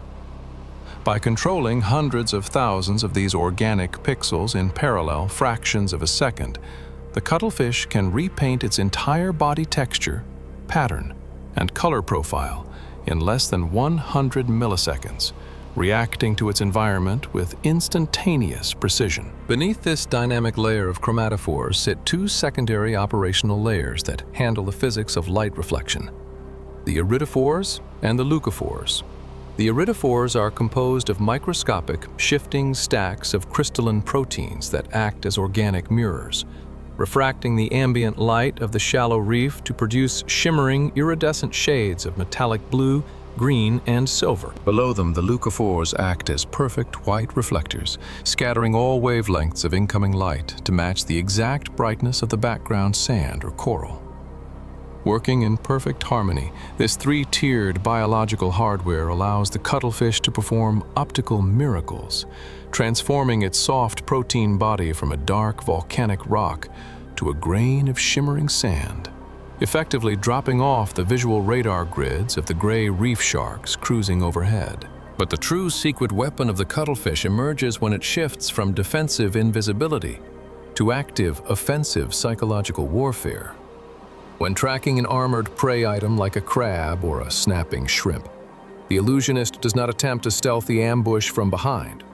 Instead, it steps directly into the prey's field of vision, abandoning its background camouflage to initiate a terrifying, high-tech neurological hack. It activates its cerebral display matrix to unleash an undulating, strobe-like sequence of shifting color bands that ripple across its skin in continuous, hypnotic waves, turning its entire body into a pulsing, dynamic light weapon designed to overload the visual processing systems of its target. This offensive display is an industrial-grade visual disruption technique. By sending these high-contrast, rhythmic waves of expanding and contracting pigment across its flanks, the cuttlefish creates a moving optical illusion that completely distorts the prey's perception of distance, speed, and spatial orientation. The armored crab, despite its hyperreactive nervous system and wide-angle compound eyes, finds its sensory input jammed by the shifting frequency of the strobe. It cannot lock on to the cuttlefish as a physical threat because its visual cortex is completely occupied by the processing demands of the pulsing light, locking the prey into a state of cognitive paralysis that sets the stage for a lethal, high-velocity execution. The undulating strobe show is a biological denial-of-service attack. As the rhythmic bands of dark and light wash across the cuttlefish's skin, The crab's compound eyes are forced to constantly recalculate the contrast boundary, overloading its simple optic ganglia nerve centers. The crab does not flee. It doesn't even raise its defensive pincers. It freezes in a state of sensory capture, completely mesmerized by the shifting light waves. To a human observer, it looks like magic. But to the cuttlefish, it is a calculated engineering process, holding the prey's neural hardware hostage while it prepares its mechanical strike apparatus. Hidden completely from view within a pocket beneath its 8 primary arms lie the cuttlefish's secret offensive weapons, a pair of hyper-extensible hunting tentacles. These tentacles are constructed from a highly specialized mesh of muscular hydrostats, a complex layout of longitudinal, circular, and helical muscle fibers that can alter their physical dimensions instantly without losing structural volume. While the outer display continues to lock the crab in cognitive stasis, the cuttlefish slowly positions itself within strike radius, aligning its target through its unique W-shaped pupils, which act as high-contrast depth finders. The moment the spatial calculation is complete, the cuttlefish throws its muscular hydrostats into overdrive. By contracting its internal circular muscles at extreme speed, it forces the fluid pressure inside the tentacles to skyrocket, causing them to shoot forward like a pneumatic piston. The tentacles accelerate at a staggering rate, extending up to 3 times the length of the cuttlefish's body in less than 30 milliseconds. The tips of these living missiles are armed with expanded pads lined with hundreds of tiny, serrated suction cups that lock onto the crab's calcified shell with an unbreakable hydraulic grip. Before the paralyzed crab can recover from its sensory overload, the cuttlefish contracts its longitudinal tentacle muscles, dragging the heavy, armored prey backward into its centralized jaw grid. Here, the soft-bodied illusionist reveals its final hidden anatomical defense: a razor-sharp, chitinous beak, shaped exactly like that of a parrot. This beak is powered by a massive set of mandibular muscles capable of delivering crushing mechanical pressure. It slices clean through the crab's thick, calcified carapace at its weakest joint, while simultaneously injecting a toxic cocktail of paralyzing salivary enzymes that liquefy the prey's internal tissues within seconds. The multi-front war has been won with absolute efficiency. The gray reef sharks patrolling the outer perimeter continue their paths, completely unaware that a 6-ounce invertebrate has just harvested high-grade animal protein right beneath their noses. The cuttlefish did not need to run faster than the shark, nor did it need to grow armor heavier than the crab. It simply weaponized the laws of optics and neurobiology, proving that within the crowded alleyways of the liquid megalopolis, a flawless command over the physics of illusion is the ultimate weapon of mass destruction. The tactical mastery of the cuttlefish provides a profound, almost chilling philosophical blueprint for navigating a crowded world. Within the claustrophobic borders of the liquid megalopolis, survival is not awarded to the loudest, the largest, or the most physically aggressive. The cuttlefish enters an arena where it is entirely outmatched in raw power, lacking the armor of the crab and the terrifying speed of the shark. Yet, it sits comfortably at the top of its localized food web. It achieves this dominance by shifting the rules of engagement away from physical confrontation and entirely into the realm of cognitive manipulation, fluid adaptation, and calculated deceit. It is a stark lesson from the library of creation that when space is finite and competition is absolute, brute force becomes an expensive liability. The creatures that double down on rigid defenses like the armored crab eventually find their strongholds breached by specialized weapons. The cuttlefish survives precisely because it has no fixed identity. It is a fluid mirror, constantly recalculating its profile to match the shifting demands of its environment. It shows us that true resilience is the ability to read the matrix of your surroundings, to master the art of strategic invisibility when facing a superior force, and to deploy mesmerizing, high-value focus when seizing an opportunity. In a hyper-congested landscape, the mind is the only weapon that cannot be out-armored. This elegant warfare forces us to step back and analyze the nature of deception within complex systems. We often view camouflage and illusion through a negative human lens, associating them with malice or weakness. But in the deep logic of the ocean, calculated deceit is the ultimate form of intellectual elegance. A non-violent regulatory mechanism that allows a fragile, soft-bodied organism to bypass the meat grinder of physical destruction. It raises a fascinating evolutionary question that extends far beyond the coral reef. When we observe an invertebrate brain executing real-time optical illusions that can jam the nervous systems of its neighbors, it makes us wonder, is the development of advanced intelligence across the universe fundamentally driven not by the need to interact with the physical world, but by the pressure to outwit, outadapt, and psychologically manipulate the minds of others? We would love to hear your insights in the comments below on whether illusion or armor is the superior design for long-term survival. The rhythmic strobe of the illusionist fades out as it slips back into the safety of a limestone cave, and the frantic, kaleidoscopic energy of the shallow reef begins to quiet down. The sunlit metropolis, with all its high-density corporate warfare and loud biological activity, eventually reaches its physical boundary at the continental shelf. Here, the solid framework of the limestone maze abruptly terminates, dropping straight down into a terrifying vertical cliff face that plunges miles into the deep, dark interior of the planet. Leave behind the sounds of snapping shrimp and the flash of organic lasers. We are descending into a silent, infinite plane of mud and pressure.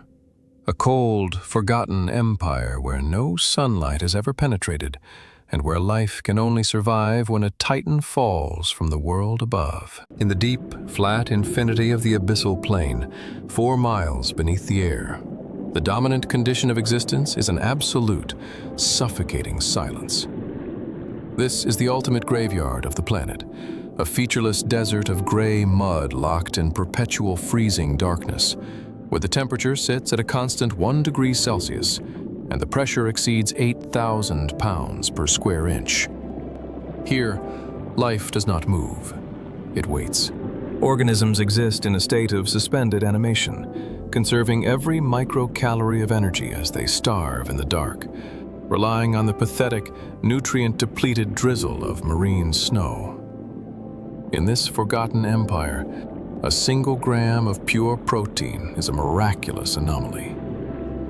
Then, the ceiling of the underworld shatters. Out of the ink-black void, a 60-ton blue whale carcass slams into the abyssal floor with the kinetic force of a falling meteor. The impact sends an explosive shockwave crashing across the plain, kicking up a massive, billowing cloud of ancient sediment that has sat undisturbed for thousands of years. The Titan has fallen. It has spent decades harvesting the rich energy of the sunlit surface zones, converting billions of krill into a monumental mountain of high-grade animal protein, bone, and blubber. Now, stripped of its buoyancy by death, its colossal body has traveled through a 2-mile vertical drop, breaking through every thermal layer to deliver its ultimate biological payload directly to the gates of the deep desert. Welcome to the creation of the 100-year necropolis. The arrival of this single carcass is an environmental event of apocalyptic proportions. In a world defined by absolute, permanent starvation, this 60-ton mountain of flesh represents a concentrated injection of pure energy that defies all geographic logic. Marine scientists have calculated that this single dead body delivers more high-value nutrients to this specific coordinate grid than the surrounding ecosystem normally receives from the standard marine snow drizzle in over 2,000 years. It is the biological equivalent of an oasis materializing in the center of the Sahara Desert, a monumental wealth transfer from the sunlit heavens straight into the deepest pocket of the planetary vault. The shock wave of the impact is accompanied by an immediate, low-frequency acoustic rumble and an expanding chemical plume of lipid molecules that drifts across the featureless mudflats. For miles in every direction, The silent residents of the deep desert awaken from their metabolic torpor. Their chemical sensors register the sudden, intoxicating spike in organic compounds. In an instant, the frozen stillness of the abyss is shattered as a slow-motion feeding riot is triggered across the plain.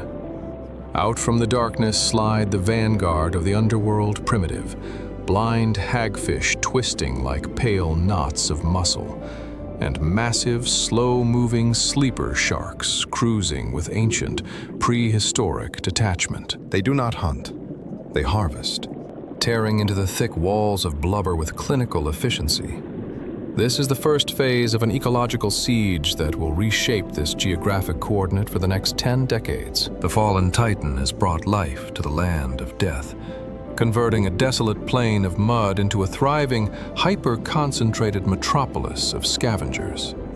A stark, awe-inspiring demonstration that in the deepest trenches of the ocean, the ultimate catalyst for life is not the rising of a sun, but the spectacular downfall of a giant. To fully comprehend the miraculous nature of the slow-motion feeding riot taking place around the fallen titan, we must look past the immediate carcass and map out the colossal, alien expanse in which it lies. This is the realm of the eternity voids, the abyssal plains that stretch across millions of square miles of the deep ocean floor, far away from continental shores and sunlit currents. If the shallow reef is a high-density urban megalopolis, and the polar pack ice is a dynamic labyrinth, the abyss is an infinite, silent cathedral of pure stasis. It is a world that occupies more than 70% of the planet's total underwater volume, yet it remains completely isolated from the daily and seasonal rhythms that dictate life on the surface. Here, time operates on a geological scale, and space is defined by an absolute, terrifying vacuum of resources. The physical parameters of the eternity voids are governed by environmental laws that resemble the vacuum of deep space. At a depth of over 4,000 meters, the water pressure is an unyielding, omnidirectional fist, pressing down with a force of over 500 atmospheres. This is a staggering pressure, equivalent to having an adult elephant balance its entire weight on the tip of a human thumb, or trying to survive beneath the weight of an iron cathedral. This crushing force places a massive, energetic tax on all biological plumbing. It alters the stability of cellular membranes, compresses gas pockets into nothingness, and warps the structural integrity of standard biological enzymes. For an animal to exist here, its body must be engineered down to the molecular level to resist this mechanical distortion, creating an architecture that is soft, fluid-filled, and entirely lacking in rigid, air-filled cavities. Beneath this heavy, rolling weight, the temperature sits locked in a perpetual, uniform winter, hovering constantly at a near-freezing 1 degree Celsius. This cold is not a seasonal phase. It has remained unchanged for millions of years, driven by ancient polar currents that sink at the ice caps and crawl along the planet's crust in a slow, deep-sea conveyor belt. In this freezing vault, the kinetics of life slow down to an absolute crawl. Metabolic rates among the native residents drop to the bare minimum required to maintain cellular respiration. Heartbeats occur minutes apart. Nervous systems transmit impulses with deliberate slowness, and muscle tissues operate on an ultra-low power standby mode. The cold acts as a planetary preservation chamber, locking the environment in a state of near stasis where nothing is wasted, nothing is rushed, and every biological transaction is stretched out over decades. Compounding this crushing pressure and freezing cold is a condition of absolute, uncompromising scarcity. There is zero primary production. Because the sunlit heavens are miles above, separated by an impenetrable barrier of water, not a single photon of photosynthetic light ever reaches the floor of the eternity voids. There are no plants, no algae, no seaweeds, and no solar energy inputs. The entire food web of this underworld is dependent on the leftovers of the upper world, relying on the slow, pathetic drizzle of marine snow that drifts down through the water column.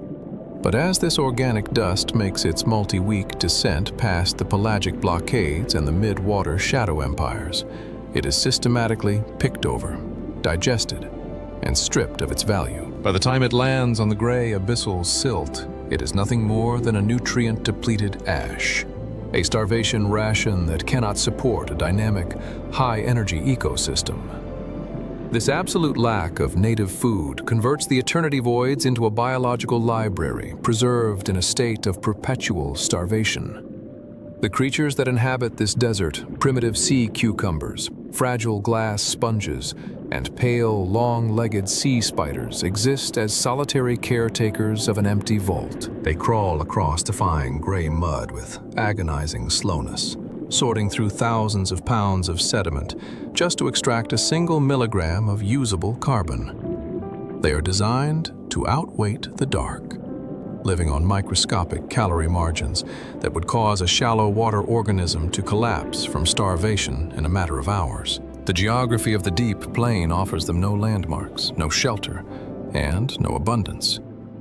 It is a flat, monochromatic infinity of gray silt and ink-black water, where the arrival of a massive 60-ton biological treasure from the sky is the only event that can rewrite the rules of the desert and awake the shadow empire from its ancient, frozen sleep. To truly appreciate the slow-motion warfare raging around the 100-year necropolis, the lens must pull focus onto the bizarre, specialized characters that call the eternity voids home. These are the deep-sea scavengers, a highly adapted cleanup crew engineered to operate at the absolute limits of biological survival. Foremost among them are the primitive hagfish, Myxinidae, jawless, eel-like vertebrates that have remained virtually unchanged for over 300 million years. Alongside them crawl the giant isopods, Bathynomus, prehistoric crustaceans that resemble massive, foot-long versions of terrestrial woodlice encased in heavy, segmented chitinous armor. Cruising above this crawling carpet are the sleeper sharks, Somniosus, massive, slow-moving titans that grow up to 20 feet in length, their muscles built for endurance rather than speed. Their eyes often clouded over by parasitic copepods that leave them functionally blind in the dark. Yet, these deep-sea survivors are locked in a relentless, zero-sum evolutionary conflict driven by the core paradox of their environment. In the deep trenches of the abyssal plain, food resources are completely unpredictable and astronomically rare. A whale fall is a localized lottery ticket, a monumental event that may occur only once every few decades within any given coordinate grid. Therefore, the primary conflict for these scavengers is a dual-phase struggle. They must possess the physiological architecture to survive for months or even years on a near-zero metabolism in a state of starvation stasis. But the exact moment a feast arrives, they must immediately pivot into a high-stakes, hyper-competitive combat mode, fighting off hundreds of ravenous rivals in total darkness, while managing their fragile energy reserves. This metabolic balancing act is a masterclass in extreme biological efficiency. During the long, featureless years between food drops, a giant isopod can enter a deep state of metabolic shutdown, depressing its oxygen consumption to near undetectable levels, and surviving for up to 5 years without a single meal. The sleeper shark moves through the water column at a glacial pace of less than 1 mile per hour, its heart beating just a few times per minute to conserve every microcalorie of kinetic energy. They are built to wait, functioning as living fossils in a freezing vault. But the moment the chemical plume of a fallen whale drifts across the plain, this passive stasis is shattered by an intense, desperate race against time and geography. The conflict that erupts around the carcass is a unique, slow-motion feeding riot where brute force is constantly balanced against energetic cost.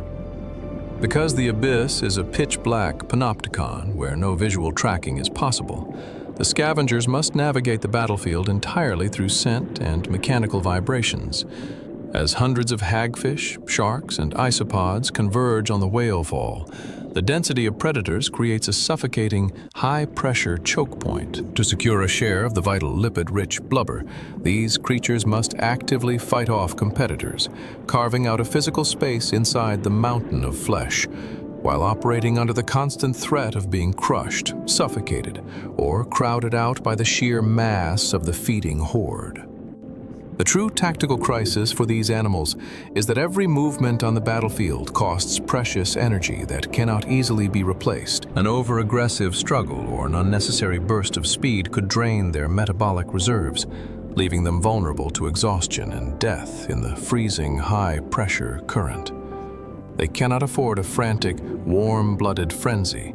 They must execute their feeding strategies with clinical, mechanical calculation. The hagfish must tie its body into a sliding knot to leverage chunks of flesh away from the bone. The isopod must lock its heavy legs into the carcass to anchor itself against rivals.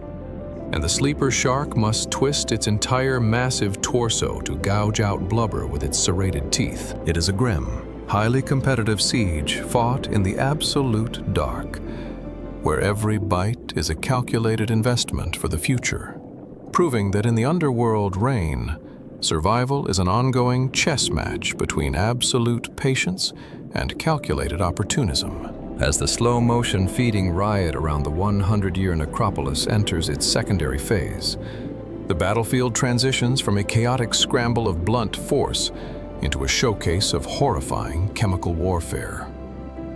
In the deep trenches of the eternity voids, where raw jaw pressure is a costly expenditure of kinetic energy, the cleanup crew deploys specialized biological adaptations that operate with the clinical efficiency of industrial machinery. These are not standard predatory weapons like the serrated teeth of a pelagic shark or the spring-loaded clubs of a shallow reef hunter.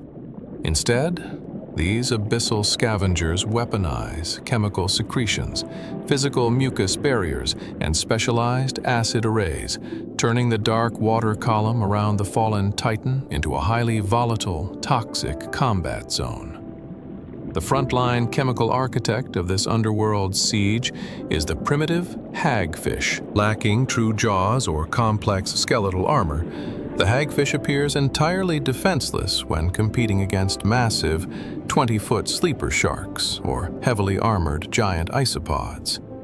However, it possesses a terrifying, unique defensive and offensive biological asset located along the entire length of its flaccid, eel-like body. Nearly 100 specialized slime glands. These glands are engineered to project a highly concentrated cocktail of chemical compounds containing specialized protein threads and mucus-producing cells directly into the surrounding water column at the slightest hint of territorial competition or physical threat. The mechanics of this biological weapon are a masterclass in material physics. When the hagfish is crowded by rivals or nipped at by a competing scavenger, it releases a minute fraction of an ounce of this condensed chemical precursor. The moment this secretion mixes with the cold, high-pressure seawater of the abyss, the protein threads, which are stored as tightly wound microscopic coils inside specialized skeletal cells, undergo a spectacular, instantaneous transformation. They unravel with explosive velocity, expanding to over 24,000 times their original volume in less than a fraction of a second. This uncoiling process instantly traps the surrounding water molecules within a dense, highly elastic three-dimensional matrix, converting the local liquid medium into gallons of thick, industrial-strength mucus that blankets the immediate coordinate grid. This industrial slime is an incredibly effective tactical deterrent. It is a suffocating, viscous gel that completely clogs the respiratory mechanics of any competing organism that ventures too close. If a sleeper shark or a rival scavenging fish attempts to crowd the hagfish out of a high-value blubber crevice, the expanding cloud of mucus floods their gill chambers, binding tightly to the delicate respiratory lamellae and cutting off their vital oxygen exchange. The competitor is forced to immediately disengage from the carcass, backing away into the dark while thrashing violently in a desperate attempt to clear the suffocating chemical web from its throat. Meanwhile, the hagfish remains entirely immune to its own chemical weapon. It possesses a unique behavioral countermeasure, twisting its long, jawless body into a tight, sliding overhand knot. By driving this muscular knot from its tail straight to its snout, the hagfish mechanically scrapes the suffocating slime coat off its own skin, freeing its head to plunge deep into the whale's exposed flesh, while its rivals are left choking in the surrounding darkness. It is a clinical display of asymmetric warfare, where a soft, jawless organism systematically locks down a multi-million-calorie asset by transforming the very ocean into an unbreathable, gelatinous cage. Once the flesh-eating scavengers have stripped away the final shreds of blubber and muscle, a process that takes anywhere from 1 to 5 years, the 100-year necropolis enters its third and most profound phase of survival warfare. The whale fall is now a colossal, stripped skeletal monument, a mountain of bare white bones resting silently on the gray abyssal silt. To a standard predator, the feast is over. There's nothing left but hard, calcium phosphate armor that is completely indigestible. But deep within the dense cellular matrix of these massive bones lies a hidden gold mine of high-value energy. Up to 30% of a whale's total skeletal weight is composed of pure, lipid-rich fats and oil-packed bone marrow. To breach this calcified vault, the Abyss deploys a specialized microscopic demolition crew, the zombie worms of the genus Ossidax. These are tiny, root-like annelid worms that possess no eyes, no legs, no mouths, and no stomachs. On their own, they appear completely incapable of navigating or manipulating a solid environment. Yet, they possess a radical evolutionary secret weapon that allows them to dissolve the dense crystalline matrix of the whale's skeleton, turning a barren pile of bone into a thriving, multi-decade ecosystem of pure lipid extraction. The mechanics of this skeletal invasion are an exercise in advanced biochemical engineering. Lacking a mechanical drill or teeth, the female Ossidax worm extends a network of vibrant green root-like tissue structures directly across the surface of the whalebone. The skin cells lining these roots are densely packed with specialized proton pumps that actively secrete a continuous array of gluconic and hydrochloric acids directly onto the calcified surface. This localized acid bath systematically breaks down the hard calcium phosphate crystals, dissolving the structural masonry of the bone and carving out deep, microscopic tunnels that allow the worm's root network to penetrate deep into the interior marrow chambers. Once inside the marrow vault, the Ossidax worm faces a secondary biological barrier because it has no digestive tract or stomach. It cannot directly process or absorb the liquefied lipids it has worked so hard to reach. To overcome this, the worm operates in a flawless symbiotic partnership with vast colonies of specialized oceanotropic bacteria that live packed inside its green root tissues. These internal bacteria absorb the dissolved fats directly from the marrow matrix, metabolizing the complex hydrocarbons into simple, nutrient-rich compounds that the worm's circulatory system can easily assimilate. It is a brilliant, cooperative chemical factory that runs entirely on the recycled energy of a fallen giant. This acidic invasion transforms the stripped skeleton into a long-term processing plant that will run for up to a century. Trillions of these microscopic chemical drills blanket every rib, vertebra, and jawbone of the fallen titan, slowly breaking down the hard architecture of the skeleton and releasing a steady, multi-decade drizzle of recycled carbon and nutrients back into the local abyssal food web. The Ossidax worms did not need to run faster than the sharks, nor did they need to fight for a share of the initial blubber. They simply waited for the armor of the skeleton to become their sanctuary, proving that in the eternal stasis of the underworld reign, the ultimate weapon of mass survival is a quiet, microscopic patience backed by a flawless command over the chemistry of life. The 100-year saga of the Abyssal Whale Fall reveals a staggering, deeply moving principle embedded within the architecture of our planet. The ultimate catalyst for life in the underworld is the spectacular sacrifice of a giant from the heavens.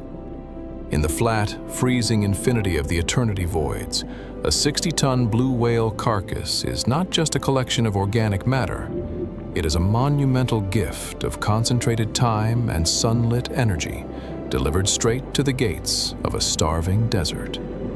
The death of a single ocean titan becomes the foundational cornerstone for an entire parallel civilization of specialized, deep-sea organisms, funding a complex, multi-layered ecosystem of scavengers, chemical architects, and microscopic demolition crews that will run with flawless efficiency for over 10 decades. It is a beautiful, humbling demonstration of absolute resource recycling that completely upends our terrestrial understanding of life and death. On land, a fallen tree or a carcass decays within weeks, its energy localized and quickly spent. But in the crushing stasis of the deep plain, the body of a whale is systematically rationed across generations. The blubber fuels the blind hagfish and the prehistoric sleeper sharks. The soft tissues sustain the armored giant isopods. And finally, the bare white bones are converted into a thriving acidic refinery by the symbiotic Osedax worms, slowly unlocking the deep oils hidden inside the skeletal matrix. Every milligram of carbon harvested under the sunlit surface waves is meticulously reclaimed by the abyss, proving that in the grand design of the global ocean, no life is spent in vain, and the deepest darkness is entirely dependent on the magnificent grace of the light above. This multi-generational pipeline of energy forces us to confront a profound ecological reality.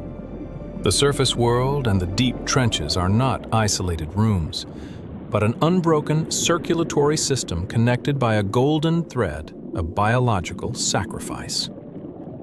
When we gaze into the ink-black depths of the planetary vault, we are looking at a mirror of our own world's health, a silent archive that records the rise and fall of life at the surface. It leaves us with a haunting, urgent question to ponder as we realize just how deeply these parallel empires are intertwined. If a single whale fall is the vital economic engine that sustains an entire province of the abyss for a century, how will the mysterious, fragile civilizations of the underworld adapt if our modern industrial activities prevent these biological treasures from ever reaching the deep floor?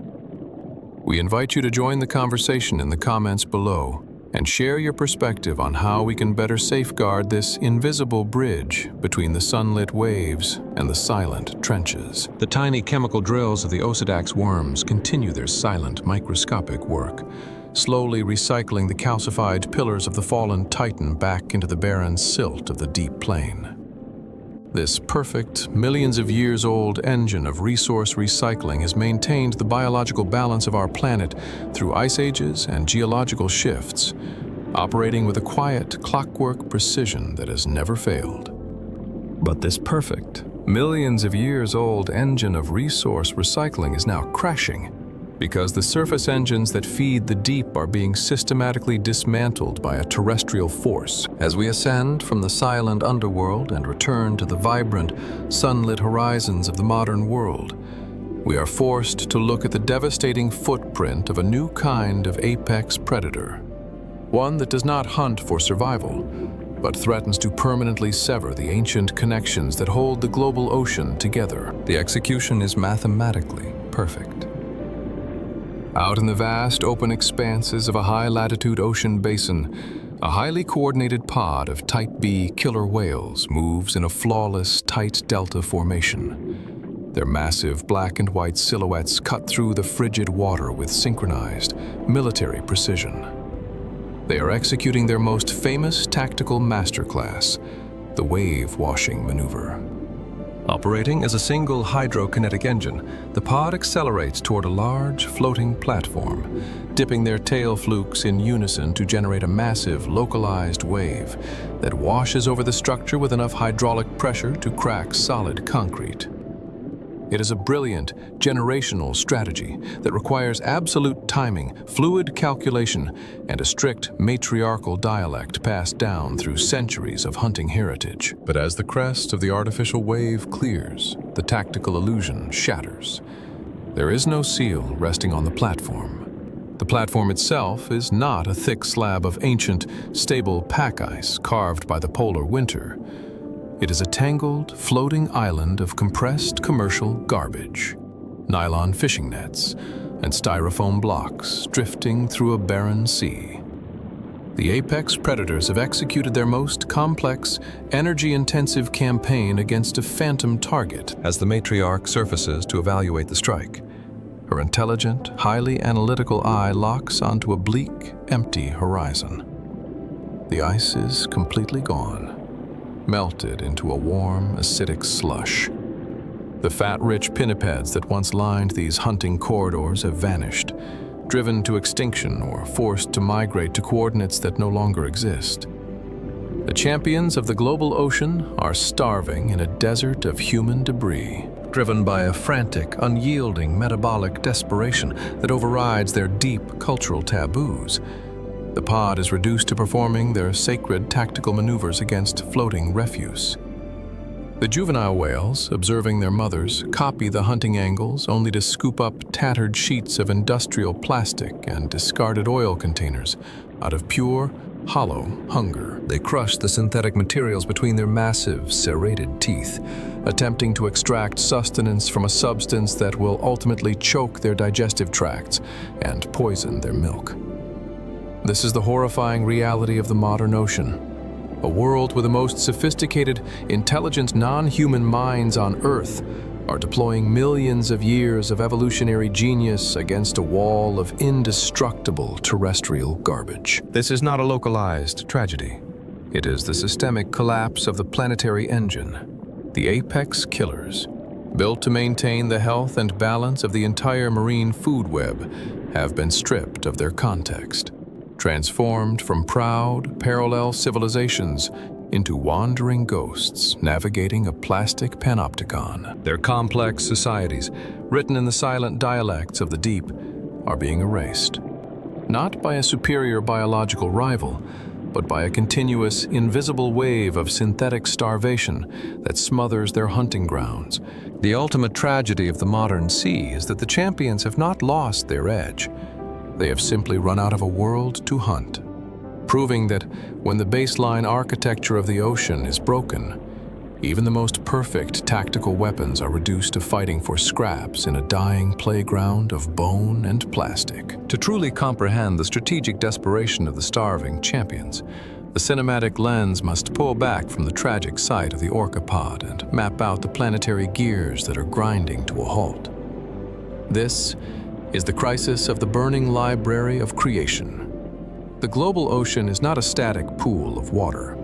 It is a colossal, dynamic, thermodynamic engine driven by a global conveyor belt of interconnected currents known as thermohaline circulation. This system relies on delicate balances of temperature, thermo, and salt density, haline, to pump life through the water column. In a healthy planet, this deep conveyor belt acts as the circulatory system of the biosphere, moving massive volumes of cold, heavy, nutrient-rich water from the polar abysses along the sea floor, only to push it upward against continental shelves in a phenomenon called upwelling. These upwelling zones are the historic economic centers of marine life. When the cold, deep currents collide with coastal shelves, they drag trillions of tons of ancient nitrates, phosphates, and decayed organic matter from the abyssal vault up into the sunlit surface layers. This sudden injection of fertilizer triggers a spectacular biological explosion.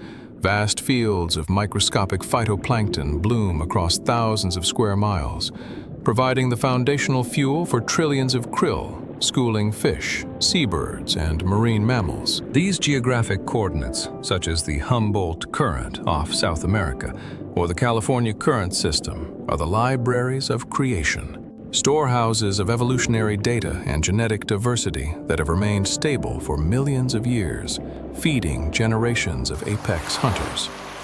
But today, this millions of years old engine of resource distribution is experiencing systemic heart failure due to severe thermal anomalies. As global sea surface temperatures hit unprecedented highs, the delicate density balances that drive the conveyor belts are being violently disrupted. The most dramatic expression of this thermodynamic collapse is the intensification and stabilization of phenomena like El Niño, which are no longer brief seasonal variations, but permanent structural shifts in oceanic physics. Superheated low-density water from the equatorial regions is expanding across historic feeding basins, forming a massive, buoyant blanket of stagnant, warm water that sits heavily on top of the water column. The physical consequence of this thermal capping is catastrophic. Because warm water is light and less dense than cold water, this artificial surface layer acts as an impenetrable thermodynamic lid, sealing off the deeper currents. The nutrient-rich, cold upwellings, swimming up from the abyssal desert with their vital cargo of life-giving minerals, slam directly into this stagnant wall of warm water. They lose their kinetic momentum and are suppressed, unable to breach the upper layers to reach the sunlit zone where photosynthesis occurs. The global conveyor belt is effectively choked at the throat, preventing the vital wealth transfer from the deep vault to the surface panopticon. Without the continuous influx of deep-sea nutrients, the historic feeding basins are undergoing a rapid, violent process of desertification. In less than a single season, a vibrant, multi-layered civilization of marine life can be completely hollowed out. The fields of phytoplankton, lacking the nitrates necessary to fuel their solar factories, experience immediate, massive die-offs. The krill swarms vanish. The schooling sardines and anchovies starve or scatter into deep, unbreathable thermal layers.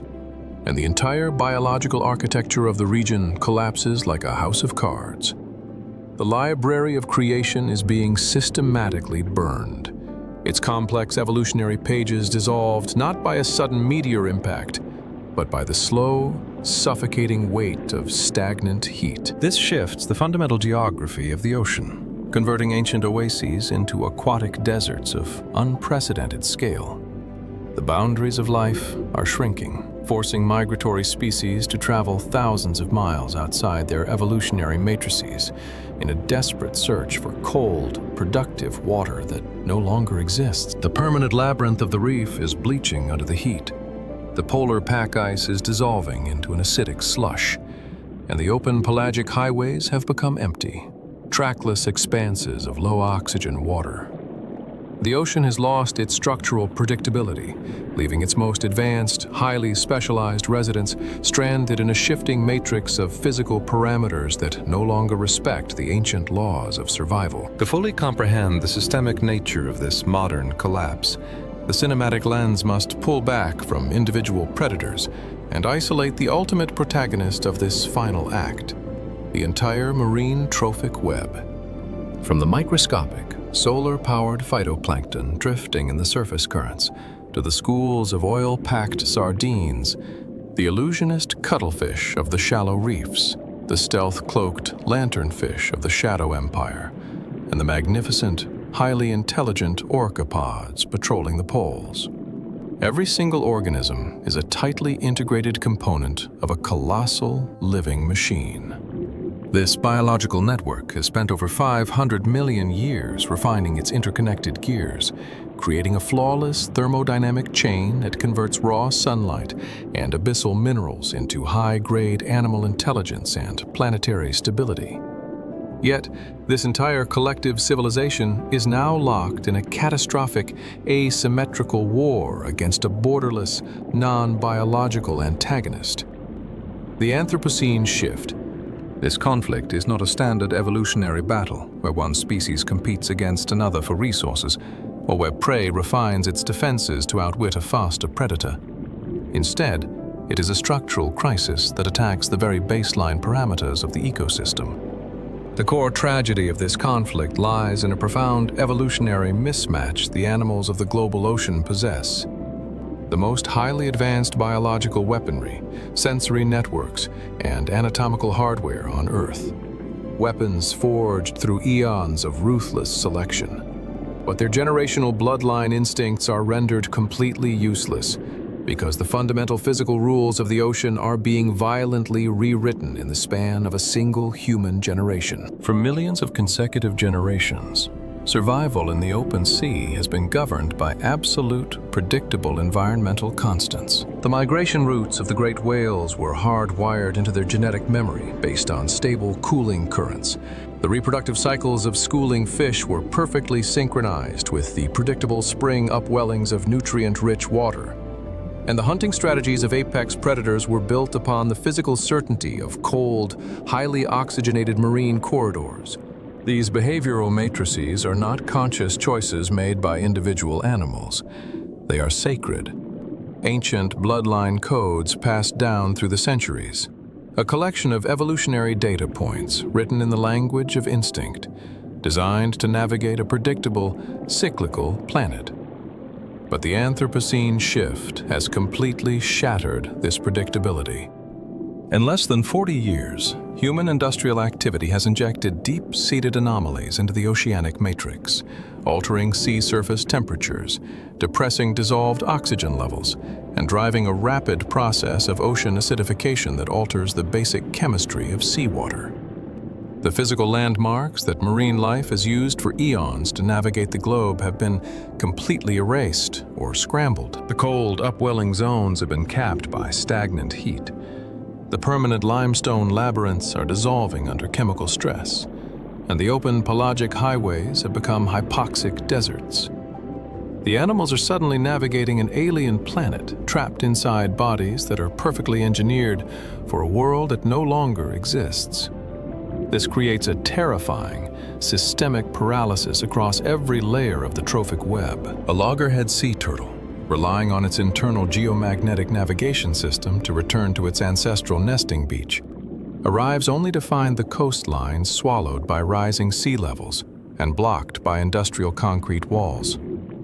A school of salmon, driven by an unyielding olfactory memory to swim up their native river system, finds the waterway choked by stagnant, low-oxygen thermal barriers that trigger mass cardiac failure before they can spawn. The orcapod, deploying its perfect wave-washing tactics with military precision, executes its maneuvers flawlessly, only to harvest a mouthful of toxic industrial plastic.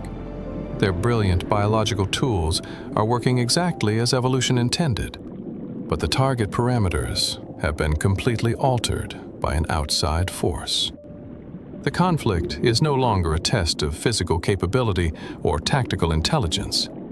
It is a brutal, unyielding demonstration of chronological friction. Evolution operates on a timeline of hundreds of thousands of years, allowing organisms to slowly adapt their anatomy and behavior to shifting landscapes. But the modern transformation is occurring at a velocity that completely outruns the speed of genetic mutation. The marine trophic web cannot rewrite its entire bloodline code in a single generation. They are locked in a zero-sum battle where their greatest strength, their absolute, hyper-specialized adaptation to the ancient laws of the sea, has become their ultimate vulnerability, proving that when the baseline architecture of an empire is dismantled, even the most perfect biological champions are reduced to helpless spectators in the ruins of their own civilization. To understand how a dying ecosystem unravels, we must move away from dramatic images of industrial waste and look closely at the precise mathematics of a trophic cascade. In the interconnected engine of the global ocean, a trophic cascade is a chain reaction where a structural change at one feeding level triggers a violent, multi-layered collapse across the entire food web. This process does not require a massive natural disaster or a dramatic extinction event to begin. In the high-stakes arena of the offshore current systems, the catalyst for a planetary scale collapse can be incredibly small, a subtle, invisible thermal deviation of just 1.5 degrees Celsius in the core of a pelagic stream. On paper, a 1.5 degree shift sounds like a minor detail, a gentle environmental variation that a highly evolved organism should easily bypass. But when applied to the fluid mechanics of an offshore current, like the Humboldt or the California current, this temperature spike functions as a devastating biological wedge. The silver sardine schools, Sardinops sagax, which make up the vital caloric foundation of the entire coastal ecosystem, are rigid prisoners of their own physiology. They are cold water specialists, their metabolisms precisely calibrated to thrive within a narrow thermal window of 13 to 15 degrees Celsius. Within this specific temperature range, the water holds high concentrations of dissolved oxygen, and the cold upwellings supply the vast fields of nutrient-rich diatoms and copepods that the sardines need to feed their massive, billion-headed schools. When a superheated thermal anomaly rolls across the coast, raising the water temperature by that critical 1.5 degrees, it triggers an immediate systemic migration crisis. The sardines do not possess the metabolic hardware to tolerate this added heat, which spikes their internal oxygen demand while simultaneously draining the surrounding water of its life-giving gases. Furthermore, the warm water layer causes the local plankton blooms to instantly die off. Faced with a choice between metabolic suffocation and absolute starvation, the sardine schools are forced to abandon their ancestral coastal corridors. They follow the retreating edge of the cold current, tracking the nutrient-rich water mass as it shifts over 100 miles out into the deep, trackless pelagic zone. Far away from the continental shelf, this 100-mile displacement completely rewrites the survival calculus for every predator anchored to the coast. But its most immediate, devastating mathematical impact is felt by the offshore island colonies of pelagic seabirds, such as the Peruvian booby Sula variegata and the Guanay cormorant Leucocarbo bougainvillei. These birds have established their nesting grounds on isolated volcanic rocks, specifically because these islands sat directly adjacent to the historic near-shore sardine highways. This geographic proximity guaranteed a reliable, high-speed delivery route for food. A nesting adult could launch from the cliff face, fly less than 10 miles out to sea, plunge dive into a boiling mass of silver sardines, fill its crop with lipid-rich fish protein, and return to its nest within a few hours to feed its ravenous, fast-growing chicks. The moment the sardine schools move 100 miles offshore, the ancestral hunting pipeline is completely severed. The 1.5-degree anomaly has effectively constructed a vast 100-mile aquatic desert between the nesting sanctuary and the only available food source left on the coordinate grid. The adult seabirds are suddenly caught in a brutal mathematical equation that they cannot solve. Their internal bloodline instincts do not contain a backup plan for a vanishing ocean. They are hardwired to fly to the historic feeding coordinates, unaware that the physical rules of the game have been rewritten in a single season, setting the stage for a silent, slow-motion execution along the island cliffs. The mathematical crisis of this 100-mile displacement comes down to a strict, unforgiving concept called energetic yield. A foraging seabird operates exactly like a commercial aircraft. Every single mile of flight requires a precise expenditure of fuel. In this case, glycogen and fat stores burned by its massive flight muscles. In a balanced ecosystem, the energy extracted from a belly full of sardines far exceeds the calorie cost of the brief round-trip flight to the feeding grounds, leaving a massive energetic surplus that can be converted into rich regurgitated milk and fish paste for the nesting chicks. When the sardines migrate 100 miles offshore, the round-trip transit distance explodes from 20 miles to over 200 miles. This change completely breaks the bird's internal fuel economy. To reach the new coordinates of the cold current, an adult booby must fly for 6 consecutive hours against volatile ocean winds, beating its wings thousands of times. By the time it breaches the pelagic boundary and dives into the displaced sardine schools, it has already burned through its own baseline fat reserves. The true horror of the trophic cascade manifests during the grueling return journey. As the adult bird flies the 100 miles back to the volcanic colony, the laws of thermodynamics take their toll. The high-protein sardine meat stored inside its warm digestive tract begins to break down, but instead of being preserved for the offspring, the adult's starving body is forced to reabsorb those nutrients to its stomach lining to prevent its own flight muscles from entering catastrophic failure. The bird is trapped in a cruel, energetic paradox. It is consuming the very cargo it flew 200 miles to harvest, just to keep its wings moving enough to reach home. When the exhausted adult finally lands on the rocky cliff face of the nesting colony, it returns completely empty-handed. Down in the nesting bowls, thousands of fuzzy white seabird chicks are waiting, screaming for the vital fish lipids required to insulate their bodies against the freezing ocean night. They have spent days sitting exposed on the bare volcanic stone, their internal clocks ticking down as their metabolisms burn through the final remnants of their egg yolk reserves. Because the adult bird cannot bridge the distance to the new feeding grounds without consuming the harvest, it has no food to give. It stands motionless on the ledge, completely depleted, while its offspring slowly weakens. Within a matter of weeks, entire islands of seabird chicks starve to death simultaneously, transforming vibrant ancestral nesting sanctuaries into silent, bone-white graveyards of downy feathers and dead fluff. This is the ultimate nuance of a trophic cascade. The 1.5-degree shift in an offshore current did not kill the seabirds directly with heat, nor did it poison them with toxins. It simply altered the geographical coordinates of the food web, creating an architectural mismatch that the bird's ancient bloodline instincts could not calculate. It is a clinical demonstration of how easily the great gears of the ocean can be decoupled, proving that when human activity shifts the baseline parameters of the sea, the resulting ripples tear through the trophic web with mathematical certainty, erasing entire generations of life without firing a single shot. The mathematical tragedy of the trophic cascade forces us to confront a heavy, unavoidable truth about the nature of our modern world. For 500 million years, the global ocean's feeding grounds were built as brutal but fair arenas of evolutionary excellence.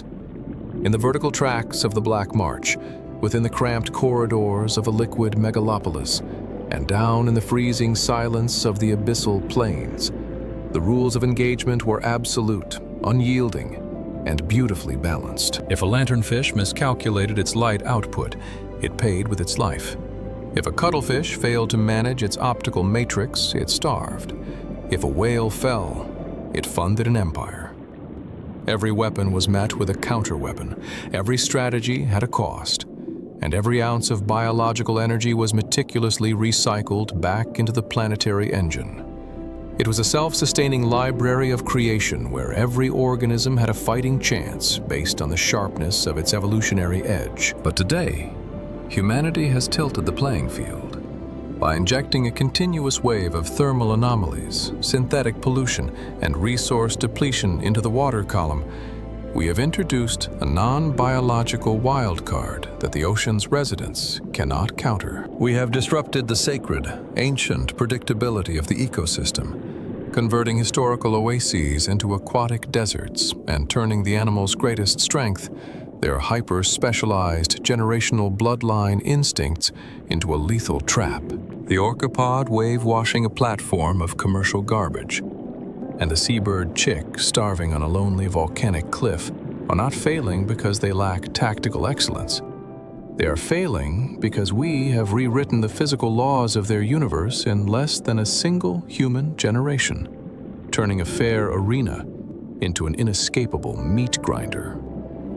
We can no longer treat the ocean as an infinite, disposable backdrop for human commerce or recreation. It is a highly integrated, multi-layered civilization whose health directly dictates the habitability of our entire planet. As we close this exhaustive journey through the hidden warfare of the deep, we are left with a haunting, urgent question that maps out the future of our relationship with the natural world if humanity possesses the unique, godlike power to tilt the playing field of an entire planet.